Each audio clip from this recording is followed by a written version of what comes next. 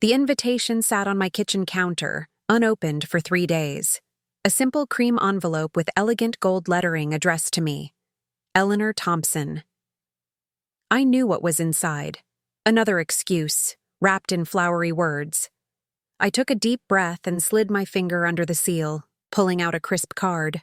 Mom, so sorry we can't make it for your actual birthday. Work is crazy right now. I didn't bother reading the rest.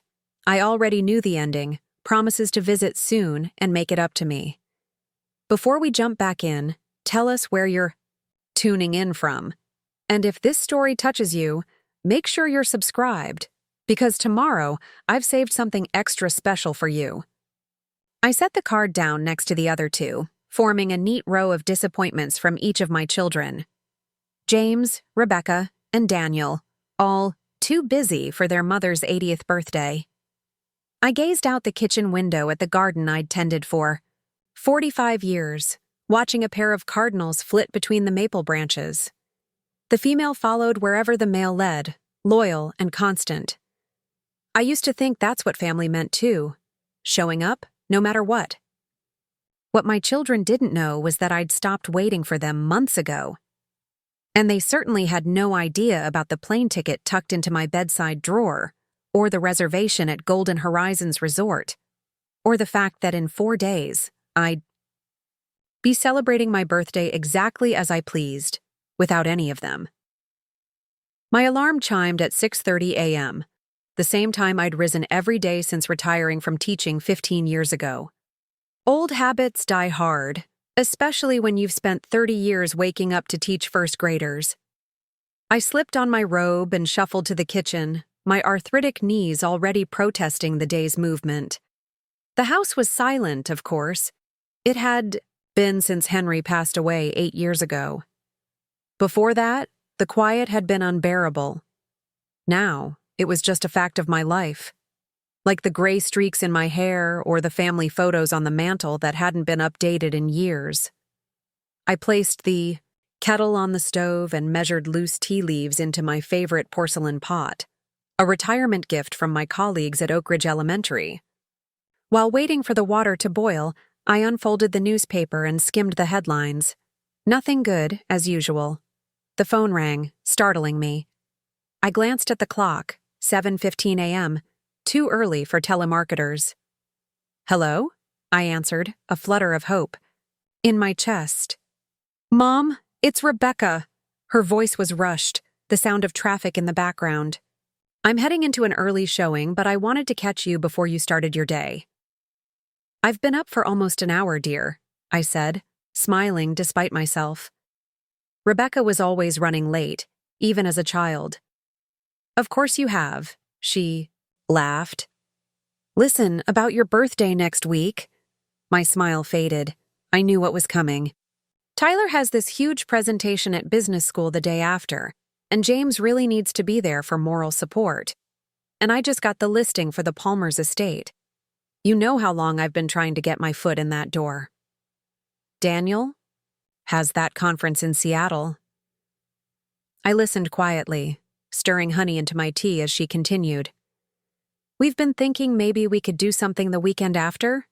Maybe brunch at that place you like in town? I know it's not the same as celebrating on the actual day, but it's fine, Becky, I said, using her childhood nickname, knowing it would soften whatever disappointment might have crept into my voice. 80 is just a number. Oh, Mom, you're the best. I knew you'd understand. The relief in her voice was palpable. We'll make it up to you, I promise. Maybe we can even do something bigger, like a weekend trip later this summer? That sounds lovely, I replied, though we both knew it would never happen.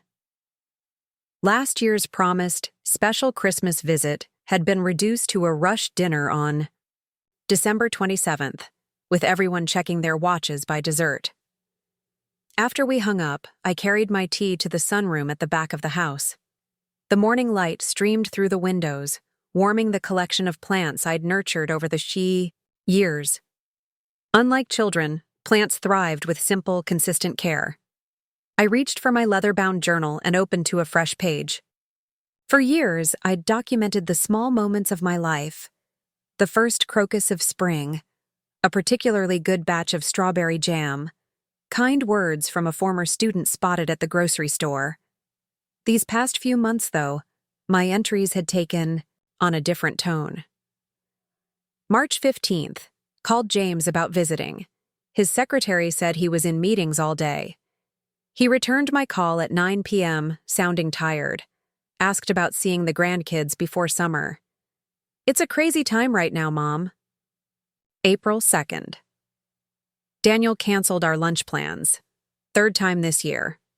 Grant deadline, he said. Sent flowers the next day. April 28th. Rebecca forgot our weekly call. When I called her, she was surprised it was Sunday already. I'd started noticing a pattern years ago, but had made excuses for them. They were building careers, raising families, living the lives I'd always wanted for them. But something shifted in me when I turned 79. Perhaps it was the stark reminder of my own mortality, or maybe just the accumulation of too many broken promises. Whatever the cause, I'd made a decision. If they couldn't make time for me, I would make time for myself. My 80th birthday would mark the beginning of something new. Not an ending, not a sad milestone to be endured, but a beginning. I glanced at the calendar hanging beside my desk, where I'd circled June 17th in red marker. 4 days away. I turned to a fresh page in my journal and wrote, 80 years old, time to start living for me. The doorbell rang, pulling me from my thoughts. I closed the journal and made my way to the front door, where Martha Jenkins stood with a tote bag and a wide smile.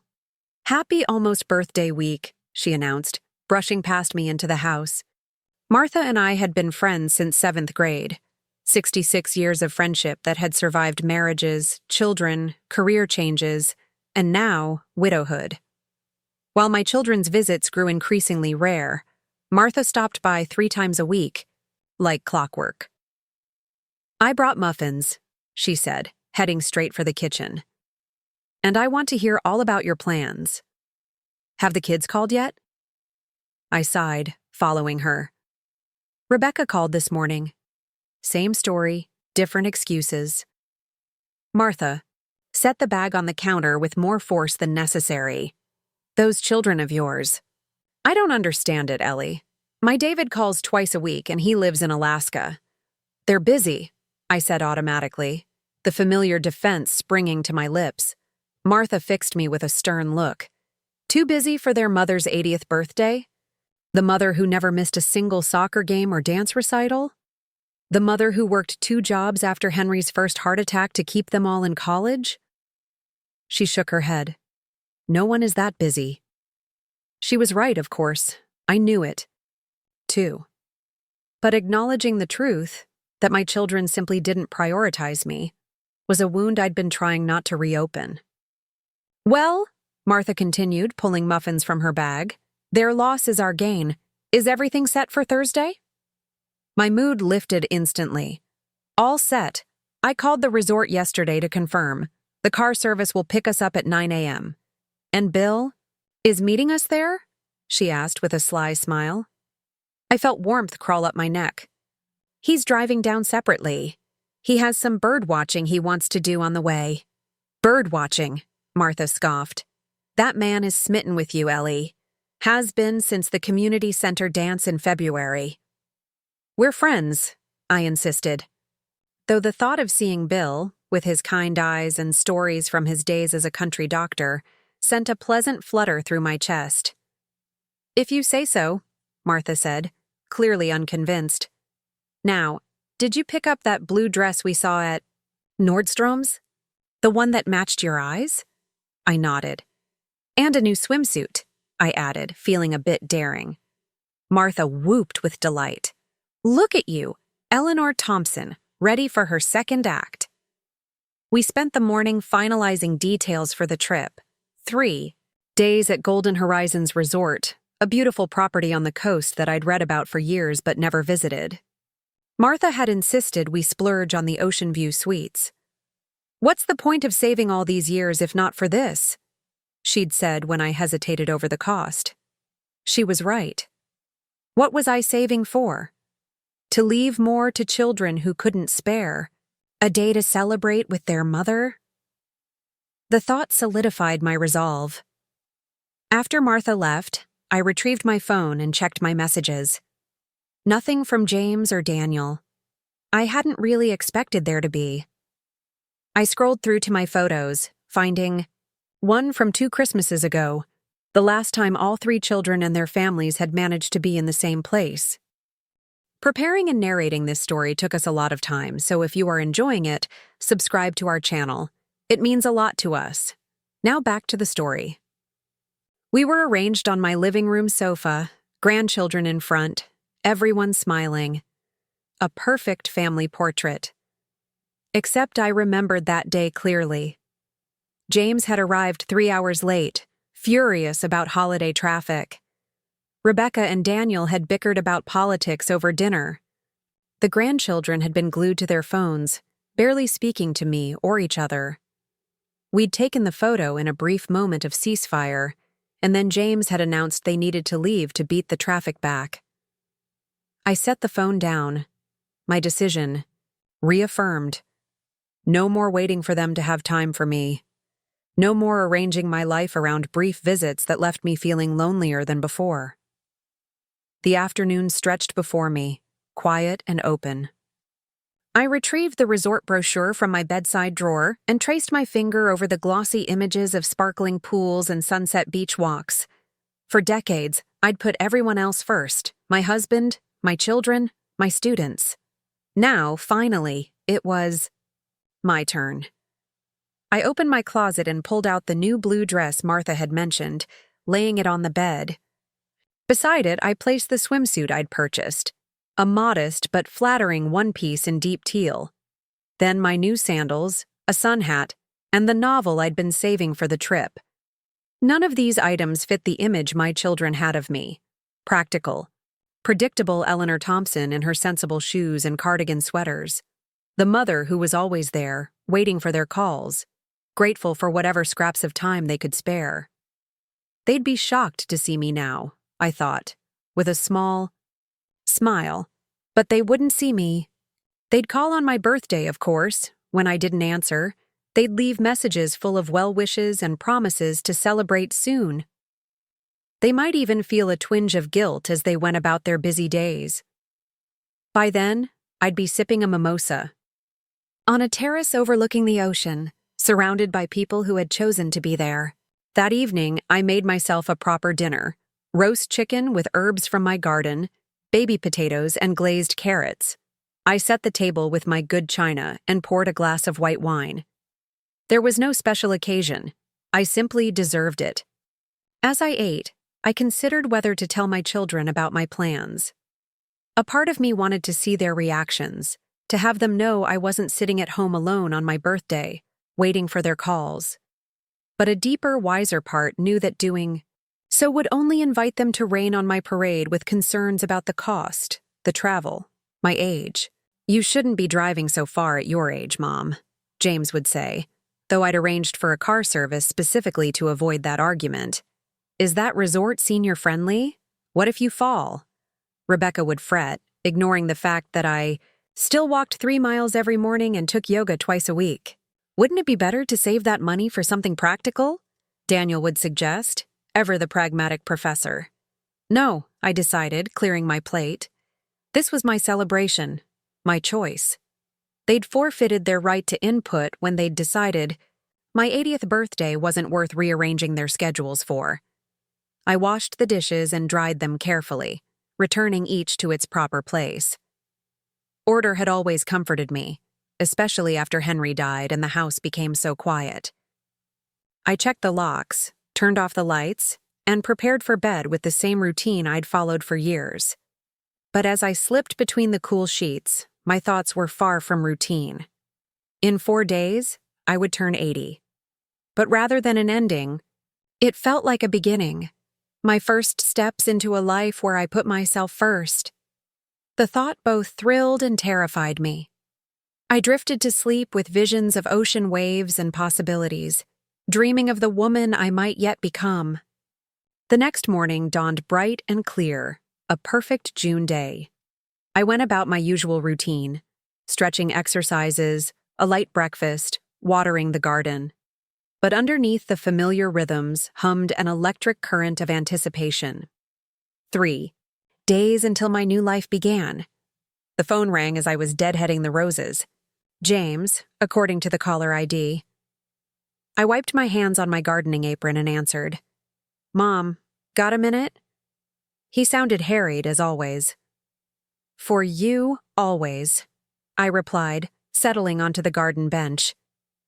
Listen, about your birthday. He began, and I braced myself. Tyler's presentation got moved up. It's now on your actual birthday. I see, I said quietly. I really need to be there for him, Mom.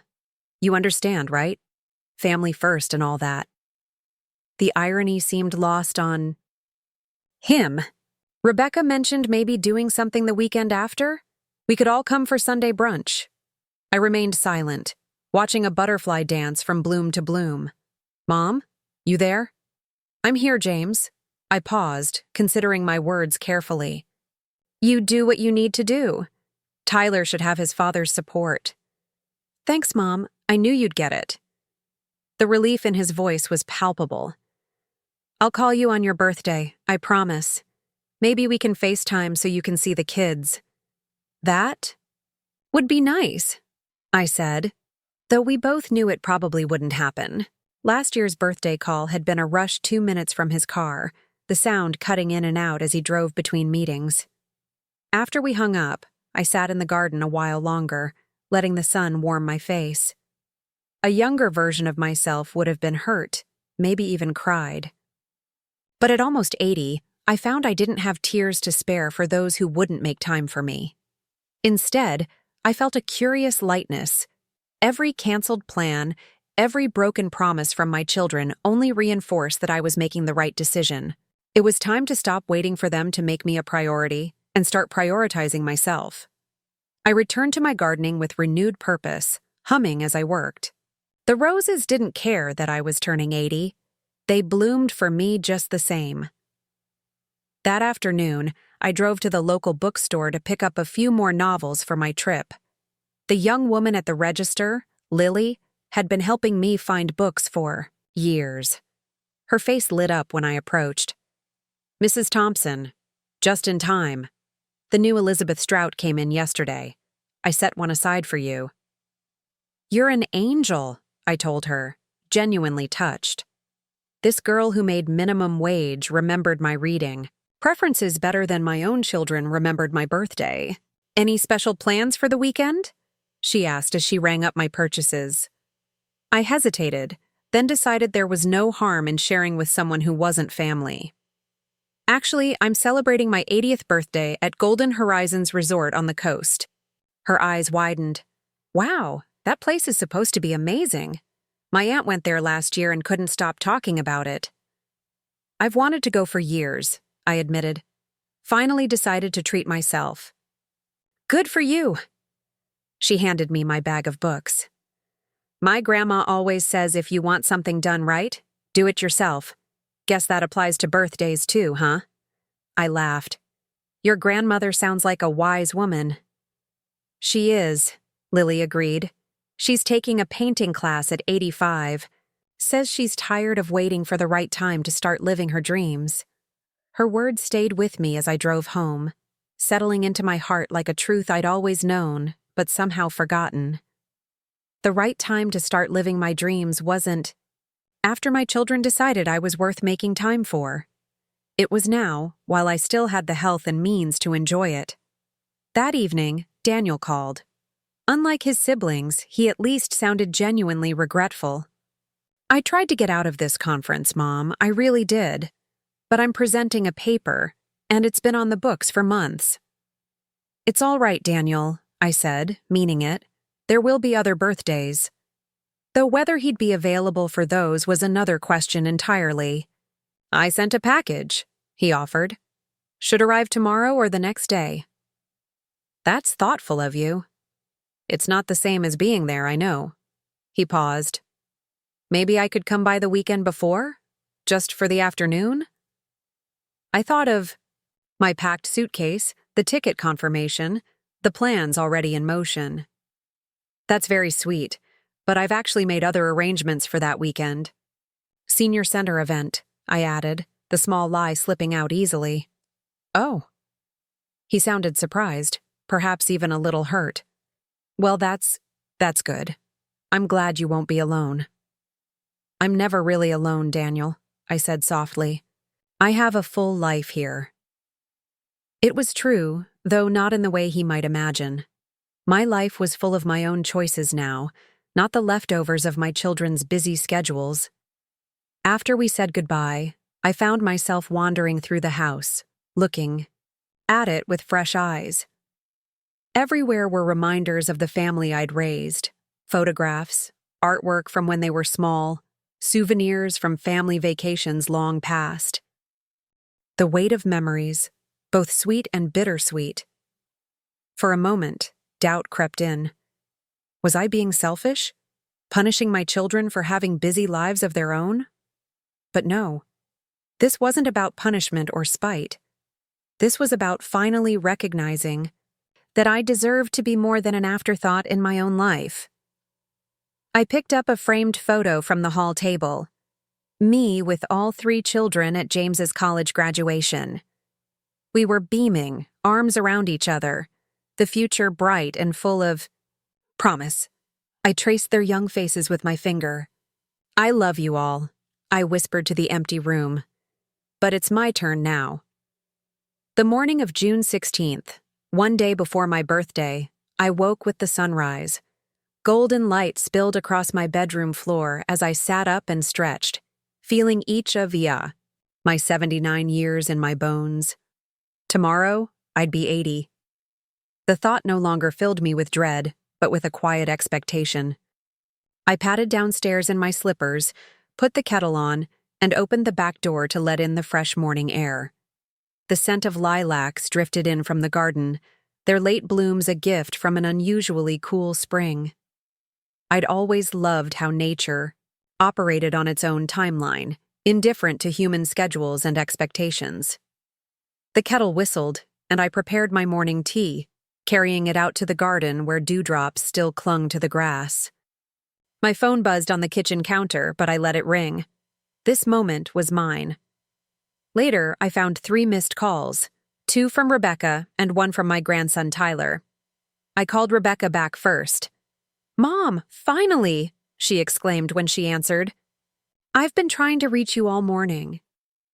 "I was in the garden," I said simply. "What's up?" "We're trying to coordinate for next weekend. James says he can only do Sunday brunch, not Saturday, and Daniel has office hours until noon on Sunday, so we're thinking maybe a late lunch instead. Around 2? I took a deep breath. They were planning my belated birthday celebration without once asking what I might prefer. "Actually," I said, surprising myself with how steady my voice sounded, "I haven't decided if I'll be available next weekend." "What do you mean?" Rebecca sounded genuinely confused. "We're all rearranging our schedules for this, Mom." The irony hit me like a physical blow. "Yes, for next weekend, not for my actual birthday." A beat of silence. "Mom, we've been through this. You know how crazy work is right now, and Tyler's presentation." "I understand," I interrupted gently. "Everyone has priorities. Mine have changed too." "What's that supposed to mean?" Her voice had taken on that familiar edge, the tone she used when her children were being difficult. "It means I'm considering other plans for next weekend. I'll let you know." I changed the subject before she could respond. "Did Tyler need something? He called earlier." "Oh," she said, momentarily derailed. "He wanted to know if you'd proofread his presentation. English was never his strong suit, and you know how good you are with that stuff." I closed my eyes briefly. My grandson hadn't called about my birthday or to check in on his grandmother. He'd called because he needed something. I'm afraid I won't have time today, I said. I have quite a bit to do before tomorrow. Before tomorrow? What's happening tomorrow? My birthday, Rebecca. Right, of course, but what? I need to go, dear. I'll call Tyler later to explain. I ended the call before she could press further. The package from Daniel arrived just after noon, a beautifully wrapped box with a card attached. I opened it carefully, saving the ribbon as I always did. Inside was a cashmere sweater in soft lavender, my favorite color. The card read, "Happy 80th, Mom. Wish I could be there to celebrate the amazing woman who made me who I am. All my love, Daniel." Tears pricked my eyes, the first I'd shed in days. Daniel had always been the most thoughtful of my children, even if his academic career kept him just as busy as his siblings. I ran my fingers over the soft fabric, appreciating the gift while still feeling the hollow ache of his absence. Martha arrived at 2:00, carrying several shopping bags, and wearing an expression of fierce determination. "Final preparations," she announced, marching past me into the kitchen. "We leave tomorrow at 9 sharp. Are you packed?" "Almost," I said, following her. "Just a few things left to gather." "Good." She began unpacking her bags, a new wide-brimmed sun hat, sunscreen, a bottle of champagne, and various toiletries. "Can't have you getting sunburned on your birthday trip. And we'll need this," she held up the champagne, "for tomorrow morning before we leave, starting the celebrations properly." I smiled at her enthusiasm. "You think of everything.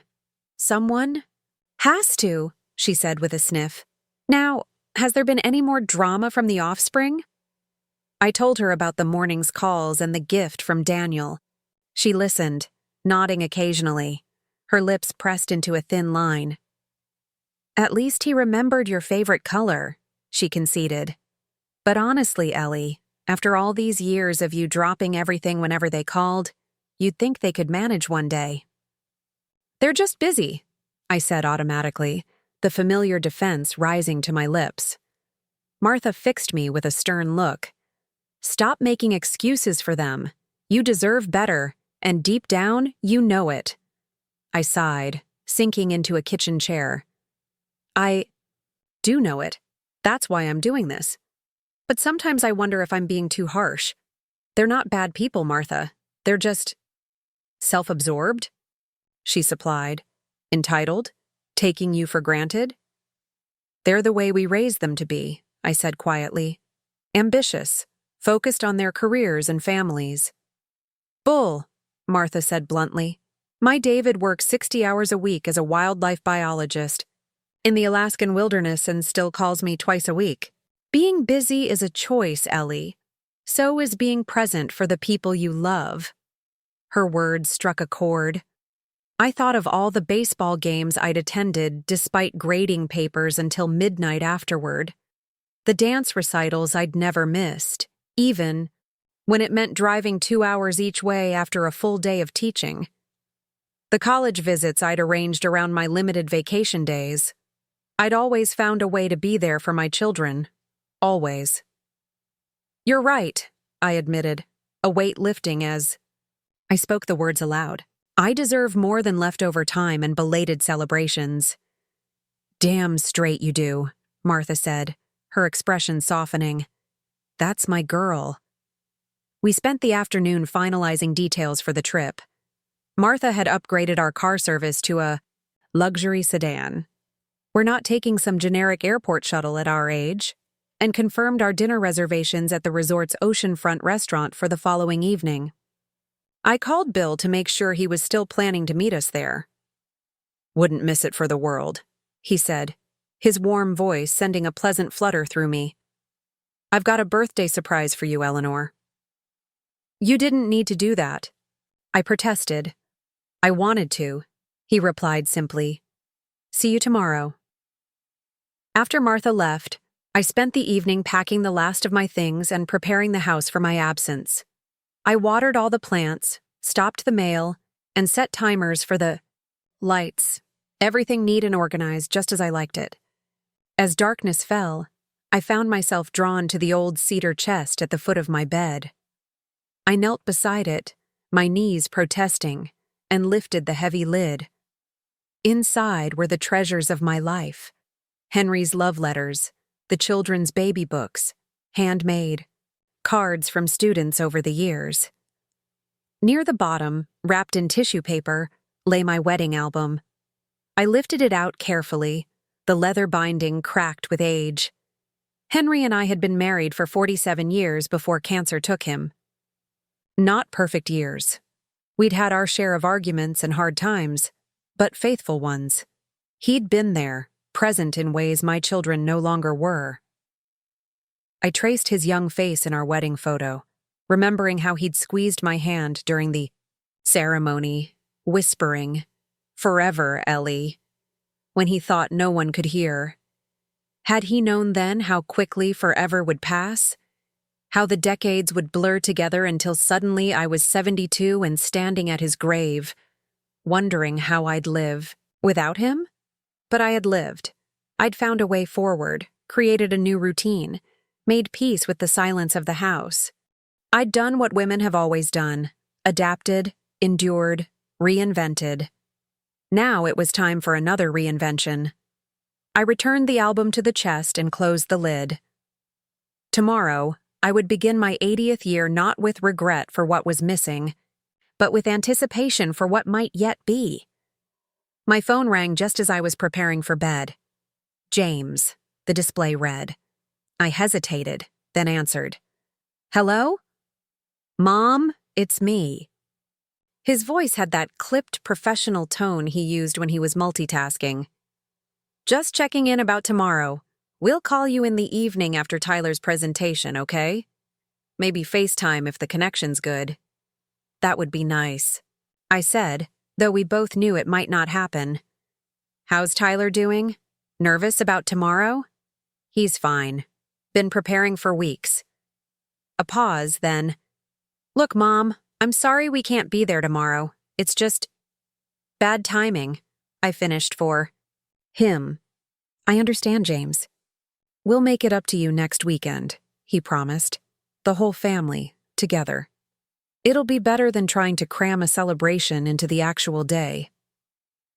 I thought of the ocean view suite waiting for me, the dinner reservation with Martha and Bill, the freedom of celebrating on my own terms. "Perhaps," I said non-committally. "We'll see how next weekend looks when it gets closer." He seemed not to notice my lack of enthusiasm. "Great. Well, I should go. Still have some emails to get through before bed. Happy birthday for tomorrow, Mom." "Thank you, James." After we hung up, I sat on the edge of my bed for a long moment, letting the conversation settle. Once, his half-hearted apology would have wounded me deeply. Now, it only reinforced that I was making the right choice. I finished my nighttime routine and slipped beneath the covers, setting my alarm for 7 the next morning. As I drifted toward sleep, I realized I felt lighter somehow, unburdened by expectations of what tomorrow should be. For perhaps the first time in my adult life, my birthday would be exactly what I wanted it to be. Morning dawned bright and clear, a perfect June day to turn 80. I woke before my alarm, feeling more rested than I had in weeks. Today was the day everything changed. Not because I was 80, but because I'd chosen to put myself first.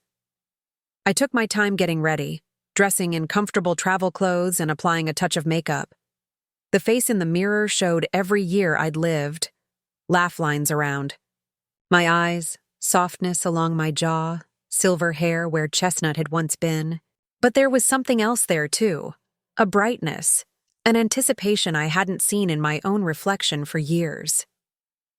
At 8 o'clock, Martha arrived with fresh pastries and the promised bottle of champagne. Behind her came Sarah from next door, carrying a bouquet of garden flowers and a small wrapped package. "Happy birthday, Ellie," Sarah exclaimed, giving me a warm hug. "I know you're heading out soon, but I wanted to catch you before you left." I invited them both in, touched by Sarah's thoughtfulness. At 45, she was much younger than Martha and me, but she'd become a dear friend since moving in 3 years ago.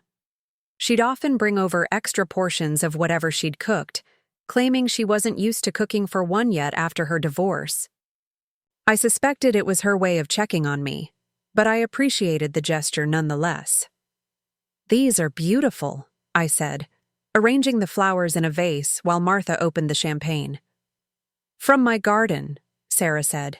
"And this," she handed me, "the package, is just a little something to take on your trip." Inside was a lovely journal bound in soft blue leather. "For your new adventures," the card read. "Happy 80th." "It's perfect," I told her, genuinely moved. "Thank you, Sarah." Martha handed around glasses of champagne, raising hers in a toast. To Eleanor Thompson on her 80th birthday, finally doing what she wants instead of what everyone else expects. May it be the first of many such days. "Here, here," Sarah echoed, and we clinked glasses, the champagne fizzing merrily. As we sipped and chatted, I glanced around my kitchen, the heart of my home for 45 years. How many meals had I prepared here? How many homework assignments supervised at this table? How many tears dried, bandages applied, arguments mediated? And now, instead of hosting a dutiful family gathering where everyone would check their watches and make excuses to leave early, I was embarking on my own adventure. The realization filled me with both melancholy and exhilaration. "You look pensive," Martha observed. "Second thoughts?"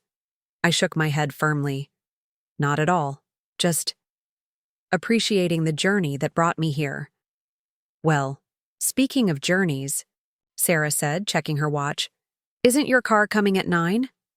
"Indeed it is," Martha confirmed. "And it's 1:45 now. We should finish up." We drained our glasses, and I gathered my purse and the small carry-on I'd packed for the 3-day trip. Everything else was already in my suitcase by the door. "The plants are all set," Sarah assured me. "I'll come by every day to check on them and bring in any packages." "Thank you," I said, giving her another hug. "You're a godsend."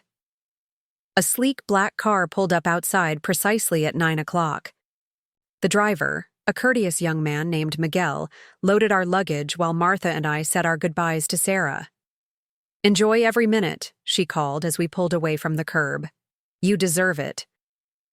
The drive to Golden Horizons Resort took just under 3 hours, winding along the coastal highway with breathtaking views of the ocean. Martha and I chatted comfortably, pointing out particularly stunning vistas or interesting buildings along the way. "Bill's probably already there," Martha said as we turned onto the resort's long, palm-lined driveway.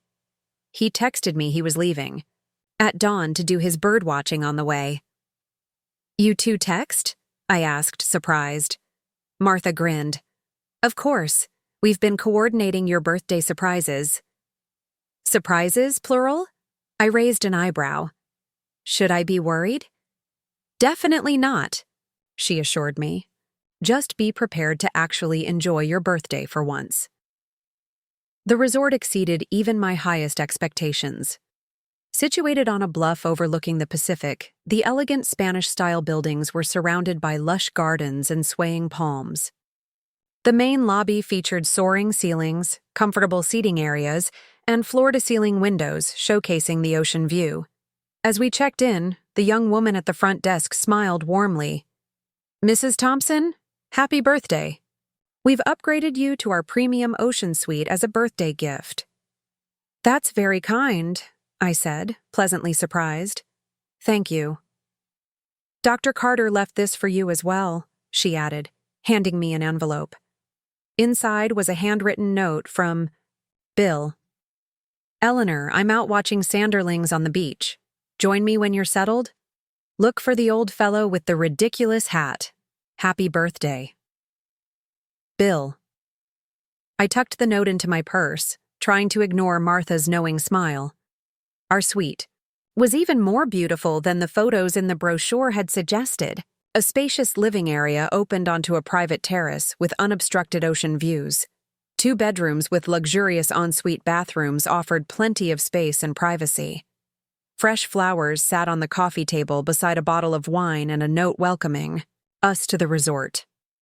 "This," Martha declared, dropping onto one of the plush sofas, "is exactly what 80 should look like.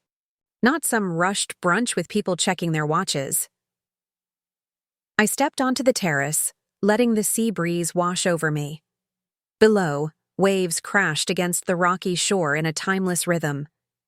Seagulls wheeled overhead, their cries barely audible, over the sound of the surf. "I'm going to change and find Bill," I decided. "Would you like to come?" Martha waved me off. "I'm going to unpack and then check out that spa I read about. You two lovebirds enjoy your time. I'll see you at dinner." "We're not lovebirds," I protested, though the thought sent a pleasant flutter through me. "Not yet," Martha muttered with a smirk. I changed into comfortable slacks and a light sweater, accessorizing with a simple silver necklace Henry had given me for our 25th anniversary. A touch of lipstick, a spritz of perfume, and I was ready. As I made my way down to the beach, I felt a curious lightness in my step. Here I was, 80 years old today, embarking on a new adventure. No family obligations, no grandchildren to chase after, no carefully prepared meal that would be rushed through. Just the day stretching before me, full of possibilities. I spotted Bill right away, a tall figure in khaki pants and a blue shirt, wearing what was indeed a somewhat ridiculous wide-brimmed hat. He stood at the water's edge, binoculars raised, watching something in the distance. He turned as I approached, his face breaking into a warm smile that crinkled the corners of his eyes. "Eleanor, happy birthday!" He lowered the binoculars and took both my hands in his. "You look lovely." "Thank you," I said, suddenly feeling shy. "And thank you for the lovely note. I'm told you had something to do with our room upgrade as..." "Well?" He shrugged, looking pleased with himself. "I may have mentioned it was a special birthday when I made my reservation." "How was the drive down?" "Beautiful," I replied, "though I suspect not as scenic as your birdwatching route." "I did see some magnificent gulls," he admitted, "and a peregrine falcon." He offered his arm. "Shall we walk? The tide's going out, and there's a lovely stretch of beach around that point." We strolled along the shoreline, occasionally pausing to examine an interesting shell or watch the sandpipers darting in and out of the waves. Bill told me about his morning bird sightings, his deep knowledge and enthusiasm making even the common seagull sound fascinating. "I never thought I'd become a bird watcher," he confessed. "But after Helen died and I retired, I needed something to fill the days. Birds are remarkable creatures, resilient, adaptable. They've taught me a lot about starting over." I nodded, understanding completely. That's how I felt about my garden after Henry passed. There's something healing about nurturing life, watching things grow and change. "Exactly," he agreed. "It's about finding new purpose, isn't it? New ways to engage with the world." "Yes," I said softly. "New purpose." We walked in comfortable silence for a while, the rhythm of the waves a soothing backdrop to my thoughts. Here was a man who understood loss, who had rebuilt his life just as I had. Unlike my children, he didn't expect me to remain frozen in time, the eternally available mother and grandmother, unchanged by the years. "I have a confession," Bill said as we rounded the point. "I've been looking forward to this weekend for weeks. Not just for your birthday celebration, but for the chance to spend time with you away from the community center and all its activities." I felt a blush creep up my neck. "I've been looking forward to it too," I admitted. He stopped walking and turned to face me. "Eleanor, at our age, I think we can dispense with games and pretense. I enjoy your company enormously. I would like to see where this might lead if you're amenable." His directness both startled and pleased me. After decades of marriage and then 8 years of widowhood, the prospect of a new relationship had seemed remote at best. Yet here was this kind, intelligent man, looking at me with such warmth in his eyes. "I would like that very much," I replied honestly. His smile was radiant. "Good. Now let's continue our walk. I believe there's a tidal pool around the next bend that's worth exploring." We spent the afternoon exploring the beach and the resort grounds, talking about everything and nothing, our children, our former careers, books we'd read, places we hoped to visit. When the sun began to dip lower in the sky, we made our way back to the main building. "I should go freshen up before dinner," I said as we reached the lobby. "Martha will be wondering where I am." "Of course," Bill agreed. "I'll see you both at 7 at the restaurant." As I turned to go, he caught my hand gently. "Eleanor?" "Yes?" "I'm very glad you decided to celebrate your birthday this way." "So am I," I replied, and I meant it with my whole heart. Back. In our suite, I found Martha lounging on the terrace with a glass of wine, looking utterly relaxed. "Well, well," she said, giving me a knowing look. "Someone had a nice afternoon. You're positively glowing." "It was lovely," I admitted, joining her. "Bill is... he's very special." "I told you so," she said with satisfaction. "Now, tell me everything while we get ready for dinner." As I shared the details of our afternoon, I realized how long it had been since I'd felt this way, this sense of anticipation, of possibilities opening before me. It had nothing to do with being 80 and everything to do with finally giving myself permission to seek joy. "He said he wants to see where this might lead," I concluded, selecting a necklace to wear with my blue dress. "And?" Martha prompted. "And I said I would like that too." She clapped her hands together. "Excellent! It's about time you had someone worthy of your attention, Ellie. Someone who actually makes time for you." Her words struck a chord, making me think of my children again. By now, they would have realized I wasn't home to receive their calls. James might have left a voicemail. Rebecca might have texted. Daniel would be worried if he'd tried to reach me and couldn't. For a moment, guilt began to creep in. The familiar weight of maternal responsibility. Should I have told them about my plans? Was I being deliberately petty by keeping this trip a secret?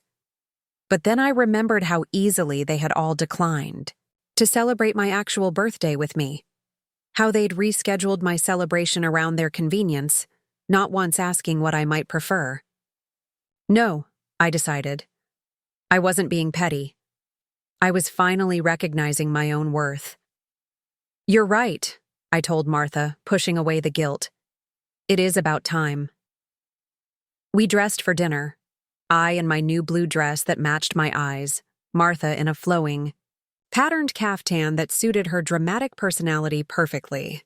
As we put the finishing touches on our outfits, my phone buzzed with a text message. "Rebecca. Mom, tried calling. Where are you? Left a message at the house too. Call me when you get this." I showed the message to Martha, who snorted. "Letter? Wonder for once. Maybe it'll be good for her to realize you have a life beyond waiting for her calls." "Maybe so," I agreed, slipping the phone into my evening bag without replying. The resort's oceanfront restaurant was elegant without being stuffy, with panoramic windows showcasing the sunset over the Pacific. Bill was waiting for us at a prime table, standing as we approached. "Ladies, you both look magnificent," he said, helping us with our chairs. "And Eleanor, that color is perfect on you." Dinner was superb. Fresh seafood, excellent wine, and conversation that flowed effortlessly. As dessert arrived, a chocolate souffle with "Happy Birthday" written in elegant script on the plate, the restaurant's small ensemble began playing "Happy Birthday." To my surprise, several of the waitstaff joined in, followed by nearby diners. I felt my cheeks flush with pleasure as the entire restaurant sang to me.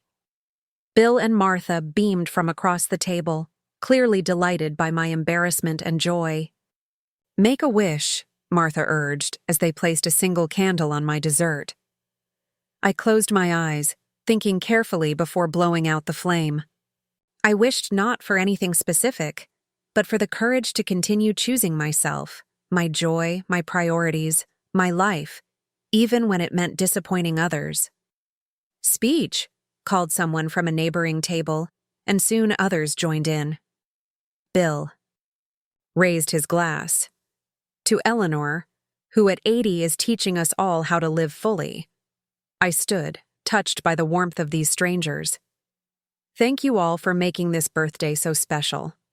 I've learned lately that life is too precious to wait for the perfect moment or for everyone's schedules to align. Sometimes you just have to create your own celebration." Applause rippled through the restaurant as I sat down, feeling both embarrassed and deeply pleased. "Well said," Martha approved, squeezing my hand. As we finished our desserts, my phone buzzed again, a call this time from James. I silenced it without answering. "Your children?" Bill asked, noticing my expression. "Yes," I admitted. "They're probably wondering where I am." "And they'll find out eventually," Martha said pragmatically. "But tonight is about you, not about managing their feelings." She was right. Tonight was mine. Tomorrow would bring whatever it would bring. Perhaps difficult conversations with my children, perhaps their anger or hurt feelings. But that was tomorrow's problem. Tonight, I was exactly where I wanted to be, celebrating 80 years of life, on my own terms. And for now, that was more than enough. After dinner, Bill suggested a stroll along the resort's illuminated garden paths. The night air carried the scent of jasmine and salt from the ocean below, and string lights twinkled in the trees overhead. Martha, claiming fatigue from the day's travel, retreated to our suite with a knowing wink that made me feel like a teenager again. "It's not every day you turn 80, Bill said as we walked, his hand lightly touching the small of my back. "How does it feel so far?" I considered the question seriously. "Liberating," I finally answered. For most of my life, I've been defined by my relationships to others: daughter, wife, mother, teacher. Today feels like the first day of being just Eleanor.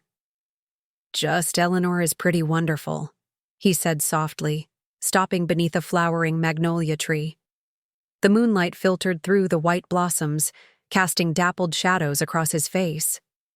He was handsome in an understated way, with silver hair and laugh lines that spoke of a life well lived. In that moment, I felt a connection I hadn't experienced in many years, the quiet recognition of kindred spirits. "I have something for you," he said, reaching into his pocket. "A birthday gift." He handed me a small box wrapped in silver paper with a simple blue ribbon. "It's nothing elaborate," he added hastily. "Just something that made me think of you." I unwrapped it carefully, preserving the ribbon as was my habit. Inside the box, nestled in tissue paper, was a delicate silver pendant, a small bird in flight. "It's beautiful," I breathed, lifting it from the box. "It's a swallow," he explained. "They're remarkable birds. They migrate thousands of miles each year, always finding their way home. But they also adapt to new environments, build new nests when needed." He paused. "They reminded me of you, resilient, determined, willing to fly toward new horizons." I was touched beyond words. This man, whom I'd known for just a few months, had seen something in me that my own children seemed to miss: my capacity for growth and change, even at 80. "Thank you," I said, my voice thick with emotion. "Would you help me put it on?" He took the necklace and stepped behind me. His fingers were gentle as they fastened the clasp, brushing against the nape of my neck. I could feel his breath, warm and steady, and for a moment, we stood perfectly still in the garden, connected by more than just the silver chain. When I turned to face him, he was looking at me with such tenderness that my heart swelled. Without overthinking, I leaned forward and kissed him softly on the cheek. That's the best birthday gift I've received in years, I told him truthfully. His smile in return was radiant. The night's still young, he said, offering his arm once more. Shall we continue our walk? We strolled for another hour, talking about books we loved, places we'd traveled, the joys and sorrows that had shaped our lives. It felt wonderfully easy. No pretense, no careful editing of thoughts, just two people connecting in the moonlight. Eventually, the ocean breeze grew cooler, and I shivered slightly in my dress. We should get you inside, Bill said, noticing immediately. I don't want you catching cold on your birthday. He walked me back to my suite, pausing at the door. I've had a wonderful evening, Eleanor. So have I replied softly. Would you like to join me for breakfast tomorrow? There's a lovely cafe on the lower terrace that faces the sunrise. I'd like that very much. He hesitated, then leaned forward and kissed me lightly on the lips, a brief, gentle pressure that sent warmth spreading through my entire body. Good night, Eleanor. Happy birthday. Good night, Bill. Thank you for making it special. I entered the suite quietly, expecting Martha to be asleep. Instead, I found her on the sofa in her nightgown, reading glasses perched on her nose, engrossed in a novel. Well, well, she said, looking up with a grin. Someone had a good evening. I touched the swallow pendant at my throat. It was lovely. Details, please, she demanded, patting the space beside her. I'm living vicariously through you. I laughed and joined her, recounting the gift and the kiss while she listened with evident delight. I told you he was smitten, she said when I finished. And it's about time you had someone appreciate you properly. Her words reminded me of my neglected phone. I pulled it from my evening bag to find 6 missed calls and a flurry of text messages. James, 8:15 p.m. Mom, where are you? Called the house and got no answer. Starting to worry. Rebecca, 8:32 p.m. Mom, please call when you get this. James says you're not picking up or at home. Daniel, 9:01 p.m. Happy birthday, Mom. Tried calling but couldn't reach you. Hope you're having a wonderful day. Let us know you're okay when you can. Tyler, 9:17 p.m. Happy B-Day, Grandma. Parents are freaking out, BC, they can't reach you. Hope are having fun wherever are. They're in a panic, I said, showing Martha the messages. Good, she replied firmly. Let them stew a bit. Might make them think about how much they take you for granted. I considered her words. Part of me, the lifelong mother and caretaker, felt guilty for causing my children worry. But another part, the new Eleanor who had just spent a magical evening being appreciated for herself, felt a certain satisfaction. I should at least let them know I'm safe, I said finally. Martha sighed dramatically. If you must. But don't tell them where you are or who you're with. Let them wonder a bit longer. I composed a simple group text.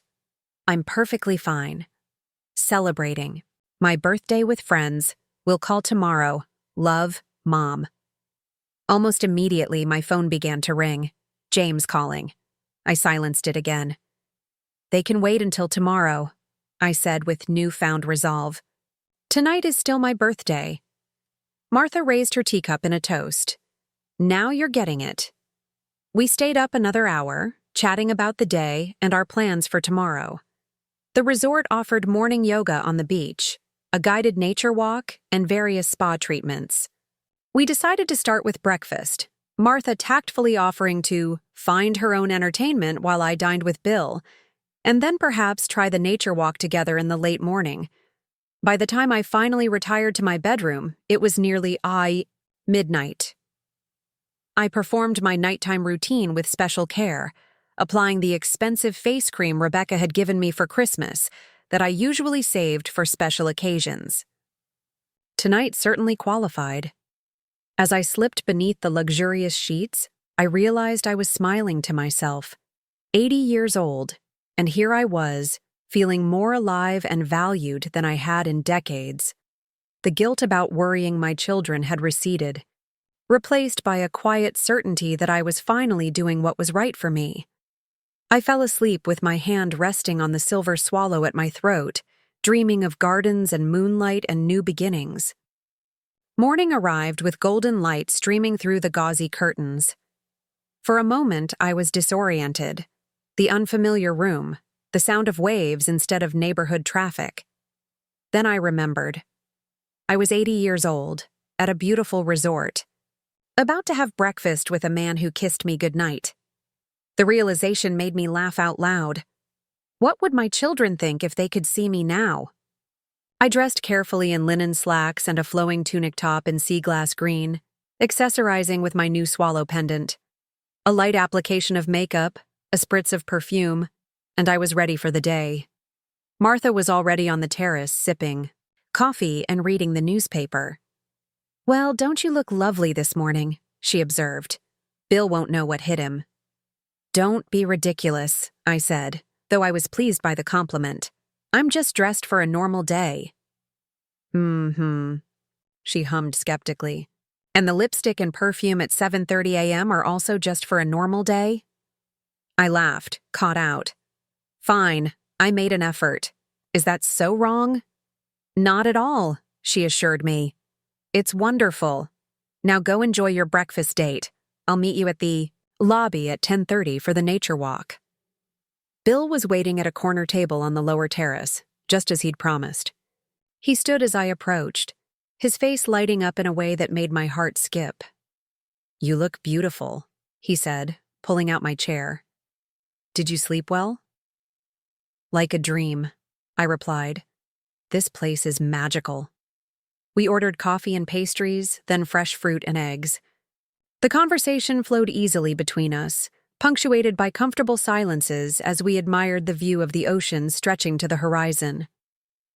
"I've been thinking," Bill said as we lingered over second cups of coffee. "After our nature walk this morning, would you like to drive up the coast a bit? There's a lighthouse about 20 miles north that offers spectacular views. We could take a picnic lunch." The spontaneity of the suggestion delighted me. "That sounds wonderful. But what about Martha?" "Already cleared it with her," he admitted with a smile. "She said, and I quote, 'Take her for the whole day if you want. I've got a hot stone massage and a date with my novel.'" I laughed, not at all surprised. "Then yes, I'd love to." As we finished breakfast, my phone buzzed insistently in my purse. I'd been ignoring it all morning, but now I pulled it out to find multiple new messages. Rebecca, 7:04 a.m. "Mom, what do you mean you're with friends? What friends? Where are you?" James, 7:45 a.m. "This isn't like you, Mom." "Very worried. If we don't hear from you by noon, I'm driving over to check the house." Daniel, 8:10 a.m. "Mom, please call one of us. We're concerned." I sighed, showing the messages to Bill. I should probably call them before they send out a search party. He nodded understandingly. "Of course. Take your time. I'll settle the bill and meet you in the lobby when you're ready." I found a quiet corner in one of the resort's garden alcoves and called Daniel first. He had always been the most reasonable of my children. "Mom," he answered on the first ring. "Where are you? Are you okay?" "I'm perfectly fine, Daniel," I said calmly. "I'm celebrating my birthday with friends." "What friends? Not Martha? Are you at her place?" I took a deep breath. "Yes, Martha is with me. And no, we're not at her house." "Then where?" "We're at Golden Horizons Resort on the coast," I said, deciding to be direct. "We're here for a few days to celebrate my birthday properly." A long pause. "The resort? That place costs a fortune. And you just went? Without telling anyone?" "Yes," I said simply. "I made the decision after all three of my children informed me they were too busy to celebrate my 80th birthday with me." Another pause, longer this time. "Mom, I don't know what to say." You've never done anything like this before? No, I haven't, I agreed. But perhaps I should have long ago. We were worried sick, he said, a hint of accusation in his tone. James was about to drive to your house. Rebecca called the neighbors. I'm sorry you were worried, I said sincerely. That wasn't my intention. But I'm an adult, Daniel. I don't need permission to take a trip. Of course not. It's just… He trailed off, then tried again. It's so unlike you. You've always been home, always available. And there it was, the crux of the matter. I had always been available, waiting patiently for whatever scraps of time my children could spare. Until now. I'm still your mother, I said gently. I still love you all very much, but I'm also Eleanor Thompson, a woman with her own life to live. I understand, he said, though his tone suggested he didn't, not really. How long will you be gone? We'll return on Sunday. I'll call you then. Okay. He hesitated. Happy birthday, Mom. I hope you're having a good time. The best, I assured him. Talk to you soon, dear. After hanging up, I sat for a moment in the garden, letting the conversation settle. It had gone better than I'd feared, but not as well as I'd hoped. Daniel, at least, had tried to understand. James and Rebecca might be more difficult. As if summoned by my thoughts, my phone rang again. Rebecca. I took another deep breath and answered. Hello, dear. Mom! Her voice was sharp with frustration. Daniel says you're at some resort? With Martha? What were you thinking, not telling us? I was thinking that I wanted to enjoy my 80th birthday, I replied evenly. Since none of my children could make time to celebrate with me, I made other arrangements. That's not fair, she protested. We explained why we couldn't make it on the actual day. We were planning a family celebration for next weekend. At your convenience. Not mine, I pointed out. Did anyone ask me what I wanted for my 80th birthday? Silence on the line. That's what I thought, I continued. For once, I decided to put myself first. Is that really so terrible? No, but… She sighed heavily. You could have told us. Would you have approved? That's beside the point. Is it? I asked quietly. Because it seems to me that's exactly the point. I'm 80 years old, Rebecca. I don't need my children's approval to live my life.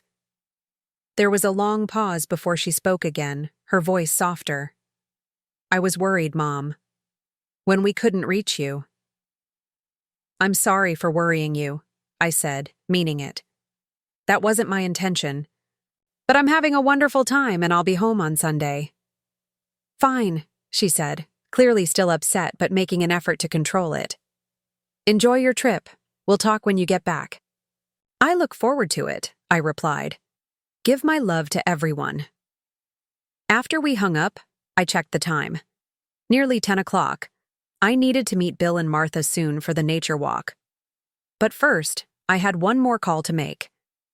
James answered on the wee-eye. Second ring, his voice tight with concern. Mom? Where are you? Daniel said something about a resort? I explained again, keeping my voice calm and matter-of-fact. His reaction was the most severe of the three. This is completely irresponsible, he said, sounding more like a parent than a son. You should have told us where you were going. What? If something had happened. Like what? I asked. I'm with friends. I'm in excellent health. I'm at a reputable resort with full staff and medical facilities if needed. That's not the point, he insisted. The point is, you left without telling anyone. It's selfish and thoughtless. The words stung, but I refused to be cowed. Is it selfish and thoughtless when you take business trips without consulting me? When you changed plans for my birthday to accommodate Tyler's presentation? When you've canceled visits with minimal notice due to work commitments? That's different, he sputtered. Is it? How? He didn't have an immediate answer for that. Look, Mom, I understand you were upset about your birthday. I wasn't upset, I interrupted. I was disappointed, certainly, but mostly I realized that I needed to start prioritizing my own happiness rather than waiting for others to do it for me. "And what's that supposed to mean?" he demanded. "It means I'm having a wonderful time." "At this beautiful resort with people who chose to spend my birthday with me," I said firmly. "It means I'm going on a coastal drive today to see a lighthouse I've always wanted to visit. And it means I'll see you all when I return on Sunday. At which point we can discuss this further if you wish." "This isn't over," he warned. "I wouldn't expect it to be," I replied. "Goodbye, James. Give Tyler my love." I ended the call feeling both drained and oddly empowered. For perhaps the first time in my relationship with my children, I had set a boundary and held firm. It wasn't comfortable, but it was necessary.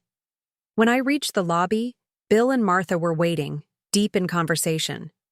They looked up as I approached, both noting my expression. "Children trouble?" Martha guessed. "Just the usual," I sighed. "They're upset I didn't tell them where I was going." "Did you explain why?" Bill asked gently. I tried. Daniel seemed to understand, at least a little. Rebecca was hurt. James was. I searched for the right word. Authoritarian. Martha snorted. "Of course he was. That boy has always thought he runs the world." Despite my tension, I smiled. "He means well." "They all do," Bill observed. "But meaning well doesn't excuse taking you for granted." "Exactly," Martha agreed. "Now, are we ready for this nature walk? The guide is waiting." The nature walk proved to be exactly what I needed to restore my spirits. Our guide, a young woman named Olivia with an encyclopedic knowledge of coastal ecology, led us along well-maintained trails that wound through native gardens and natural areas. She pointed out interesting plants, birds, and even a family of rabbits hiding among the brush. "The resort sits on what was once native Chumash land," she explained, as we paused at a viewpoint overlooking the ocean. The Chumash believed this. Coastline was sacred, a place where the earthly and spiritual worlds connected. I could believe it. Standing there with the breeze in my hair, watching waves crash against the cliffs below, I felt more connected to something larger than myself than I had in years. The tour ended back at the main building, where Martha excused herself for her spa appointment. "Have fun at the lighthouse," she said with a wink. "Don't do anything I wouldn't do." "That doesn't rule out much," I teased, giving her a quick hug. Bill had arranged for a picnic lunch from the resort's restaurant, a wicker basket containing gourmet sandwiches, fresh fruit, cheese, and a bottle of crisp white wine. His car, a well-maintained older model Volvo, was spotlessly clean and comfortable. "My children think I've lost my mind," I told him as we drove north along the coastal highway. Taking off without telling them, staying at an expensive resort, going on a drive with a man they've never met. He chuckled. "Sounds perfectly reasonable to me. You're 80, not 8. You don't need a permission slip." "That's what I told them," I said, smiling, though not in those exact words. "How did they take it?" "About as well as you'd expect." I gazed out at the ocean stretching alongside the highway. They've never seen this side of me. I'm not sure they know how to process it. "And how do you feel about that?" he asked, glancing over briefly. I considered the question seriously. "Liberated," I said finally. "A bit guilty for worrying. Them, but mostly free. Like I've finally given myself permission to be more than just their mother." He reached over and squeezed my hand briefly. "Good. It's about time." The lighthouse stood on a rocky promontory jutting into the Pacific, its white tower gleaming in the midday sun. We parked in a small lot and followed a path that wound through wind-sculpted cypress trees to a grassy area with picnic tables overlooking the ocean. "It's magnificent," I breathed, taking in the sweeping views of coastline in both directions. "Worth the drive?" Bill asked, setting down our picnic basket. "Absolutely." We settled at a table sheltered from the wind by a low stone wall and unpacked our lunch. The wine was perfect with the gourmet sandwiches, and the fruit tasted sweeter somehow with the salt air mixing with each bite. I've lived within a few hours of this place my entire life, I mused, and never once visited. How is that possible? Bill nodded understandingly. Life gets busy. We put things off, thinking there will always be time later. And then suddenly you're 80, I said with a small laugh. With hopefully many more good years ahead, he added, raising his plastic wine glass and a toast. To new experiences. To new experiences, I echoed, clinking my glass against his. After lunch, we climbed the lighthouse's spiral staircase to the observation deck. The view was even more spectacular from above. Miles of coastline stretching. North and south, the vast Pacific extending to the horizon, and even a pod of dolphins visible in the distance. I'm glad I lived long enough to see this, I said softly. Bill moved closer, his arm brushing against mine on the railing. I'm glad you did too. We stood side by side, watching the ocean in comfortable silence. The moment felt significant. Somehow, a marker between what had been and what might yet be. Here I was, 80 years old, standing atop a lighthouse I'd never bothered to visit before, with a man I'd known only a few months, but who seemed to understand me better than people I'd known for decades. Thank you for suggesting this, I said, turning to face him. Thank you for saying yes, he replied. His eyes, blue as the ocean behind him, held mine with warmth and something like wonder. You know, Eleanor, I've met many people in my 76 years, but never anyone quite like you. Is that a compliment? I asked, smiling. The highest, he assured me. Then, with gentle deliberation, he leaned forward and kissed me. Not the brief goodnight kiss of yesterday, but something deeper, more certain. When we parted, I felt a flush creep up my neck that had nothing to do with the climb up the lighthouse stairs.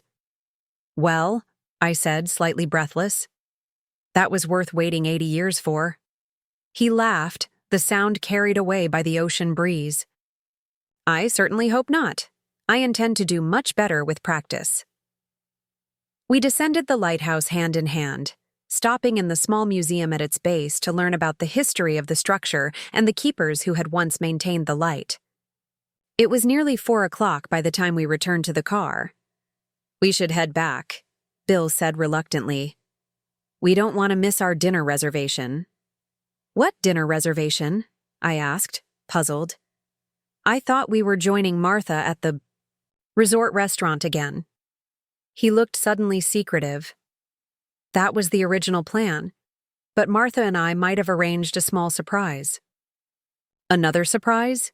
You two are becoming quite the conspiracy. You'll just have to wait and see, he said with a grin, starting the car. The drive back to the resort was just as scenic as the journey out, with the late afternoon sun casting a golden glow over the landscape. We chatted easily about the day, the lighthouse, our childhoods growing up in a California that had long since vanished beneath progress and development. I grew up in a neighborhood where everyone knew everyone. I reminisced. Doors were left unlocked, children played freely until dark. My own children had a more structured upbringing, play dates and organized activities, and my grandchildren are scheduled within an inch of their lives. Progress, Bill said wryly, though I'm not convinced it's all for the better. Nor am I? I agreed, though I wouldn't trade modern medicine for anything. Without it, I might not have made it to 80. And what a loss that would have been, he said softly, glancing over with a smile that warmed me to my core. Back at the resort, Bill walked me to my suite door. Dinner is at 7, he said. Martha knows the details. Should I be nervous about this surprise? I asked. Not at all, he assured me. Just dress for a special evening. With a quick kiss on my cheek, he departed, leaving me both curious and excited about whatever the evening might hold. Inside the suite, I found Martha sprawled on the sofa, looking thoroughly relaxed after her spa treatments. "So?" she demanded as soon as I entered. "How was the lighthouse? And more importantly, how was Bill?" I couldn't suppress my smile. Both were wonderful. He kissed me at the top of the lighthouse. She sat up, clapping her hands in delight. "I knew it. And? Was it good?" "Martha!" I protested, feeling my cheeks warm. "That's private." "Which means yes," she said smugly. "Good for you, Ellie.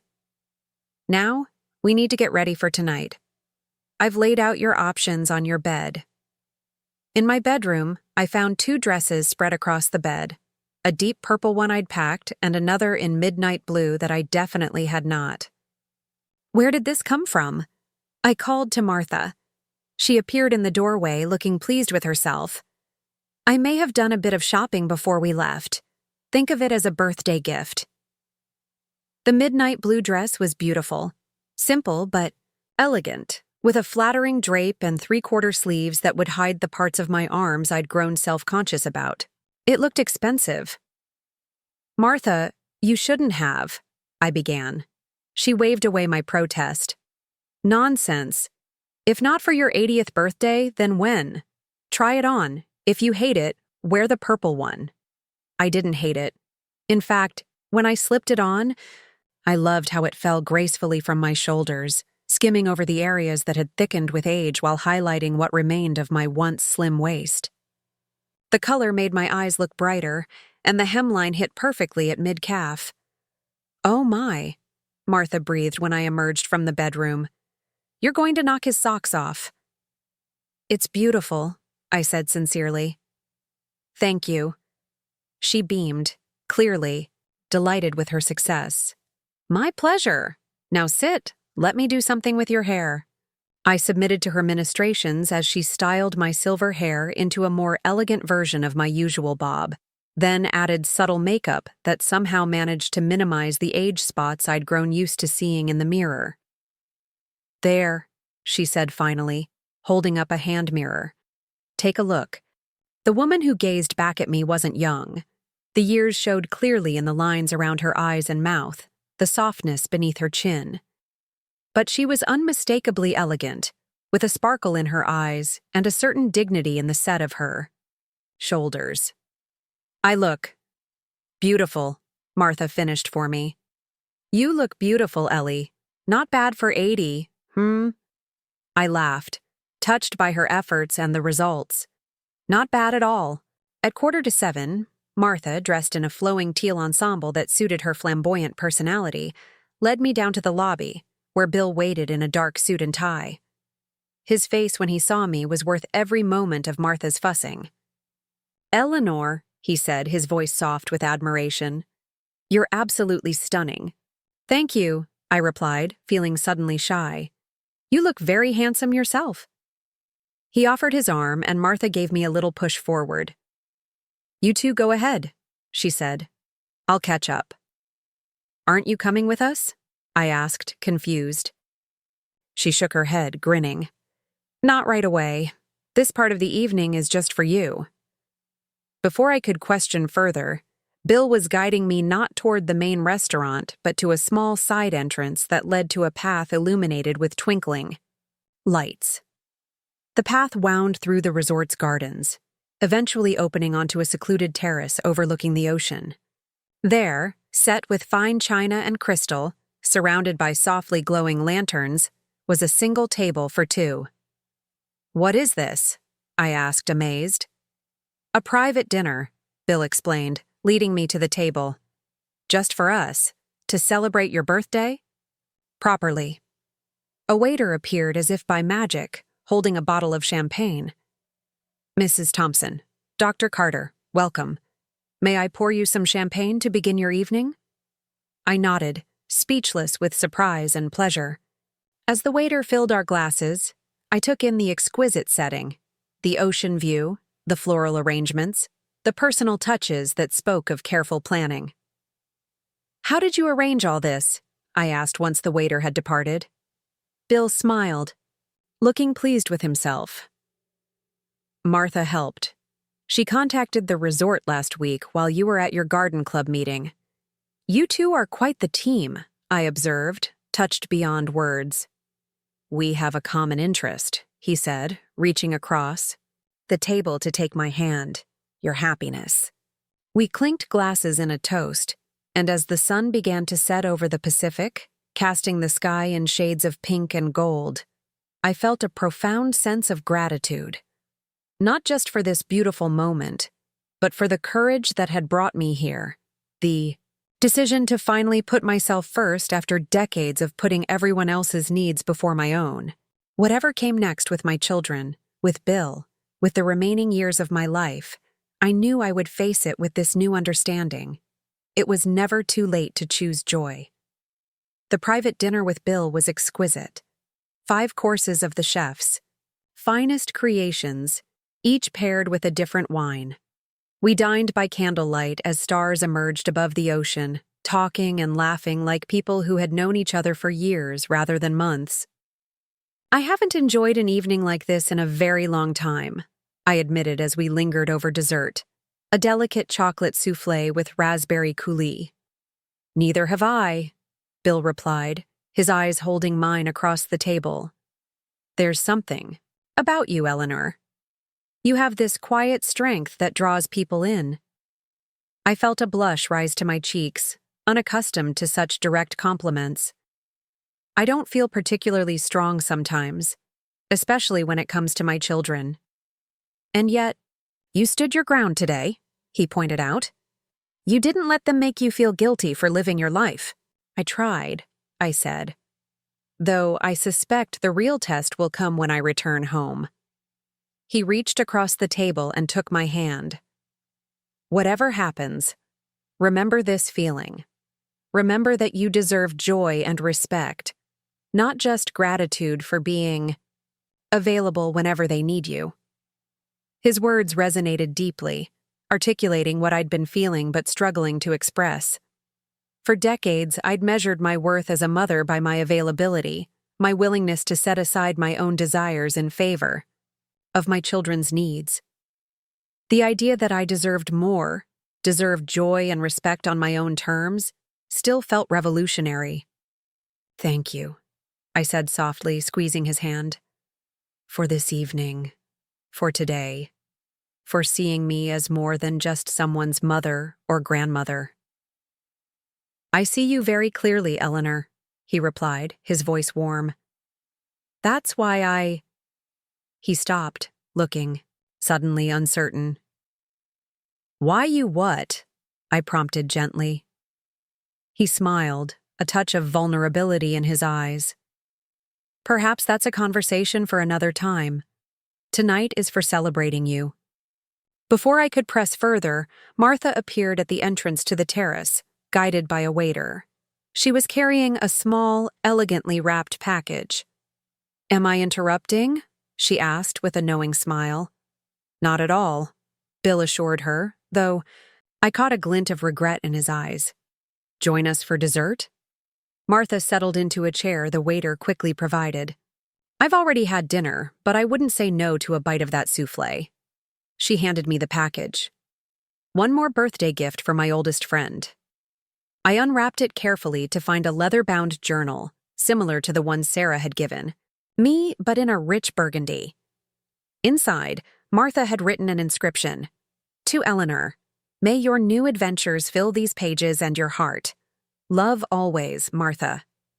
It's beautiful, I said, deeply touched. Thank you.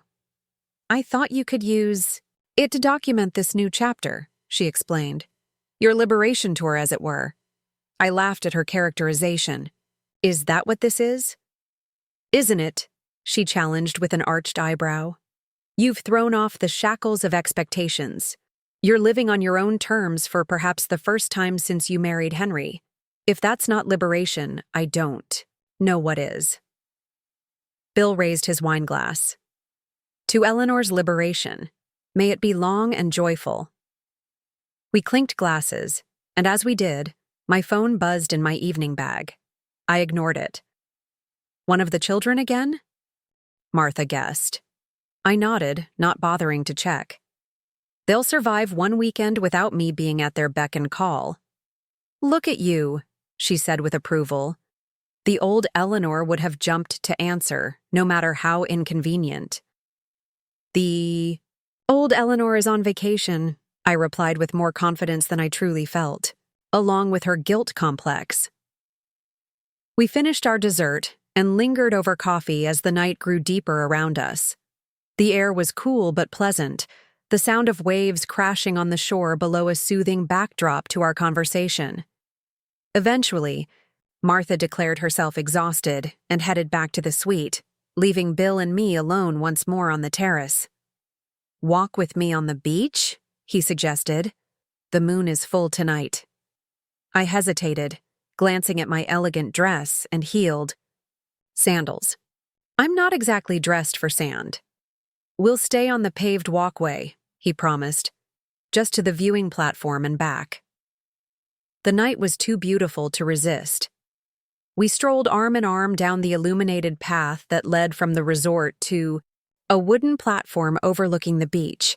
The moonlight cast a silver path across the water, and the sound of waves provided a rhythmic counterpoint to our footsteps. I've been thinking, Bill said as we paused at the railing, about what happens after this weekend. My heart quickened slightly. Oh? I'd like to see more of you, Eleanor. Back in Oak Ridge, I mean. He turned to face me, his expression serious in the moonlight. I've enjoyed our time at the community center, but this weekend has shown me just how much I enjoy your company, away from shuffleboard and bingo. I smiled at his reference to the center's somewhat limited activities. I've enjoyed your company too, Bill. Very much. So perhaps we could have dinner next week? Or visit that art exhibit you mentioned at the museum? He seemed almost shy, this confident man who had swept me off to a lighthouse just that morning. I'd like that, I replied, my voice soft but sure. Very much. His smile in response was radiant. He stepped closer, one hand coming up to gently cup my cheek. May I kiss you goodnight, Eleanor? In answer, I leaned forward, closing the distance between us. This kiss was unhurried, tender, full of promise. When we finally parted, I felt breathless in a way that had nothing to do with my age. Definitely worth the wait, Bill murmured, his forehead resting against mine.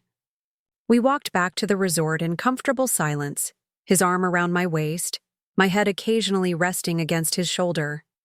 At my suite door, he kissed me once more, briefly but with unmistakable affection. Sleep well, birthday girl, he said. I'll see you at breakfast. Inside the suite, the lights were dimmed.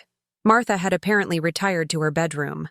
I moved quietly through the living area, not wanting to disturb her, but paused when I heard a soft sound from the terrace.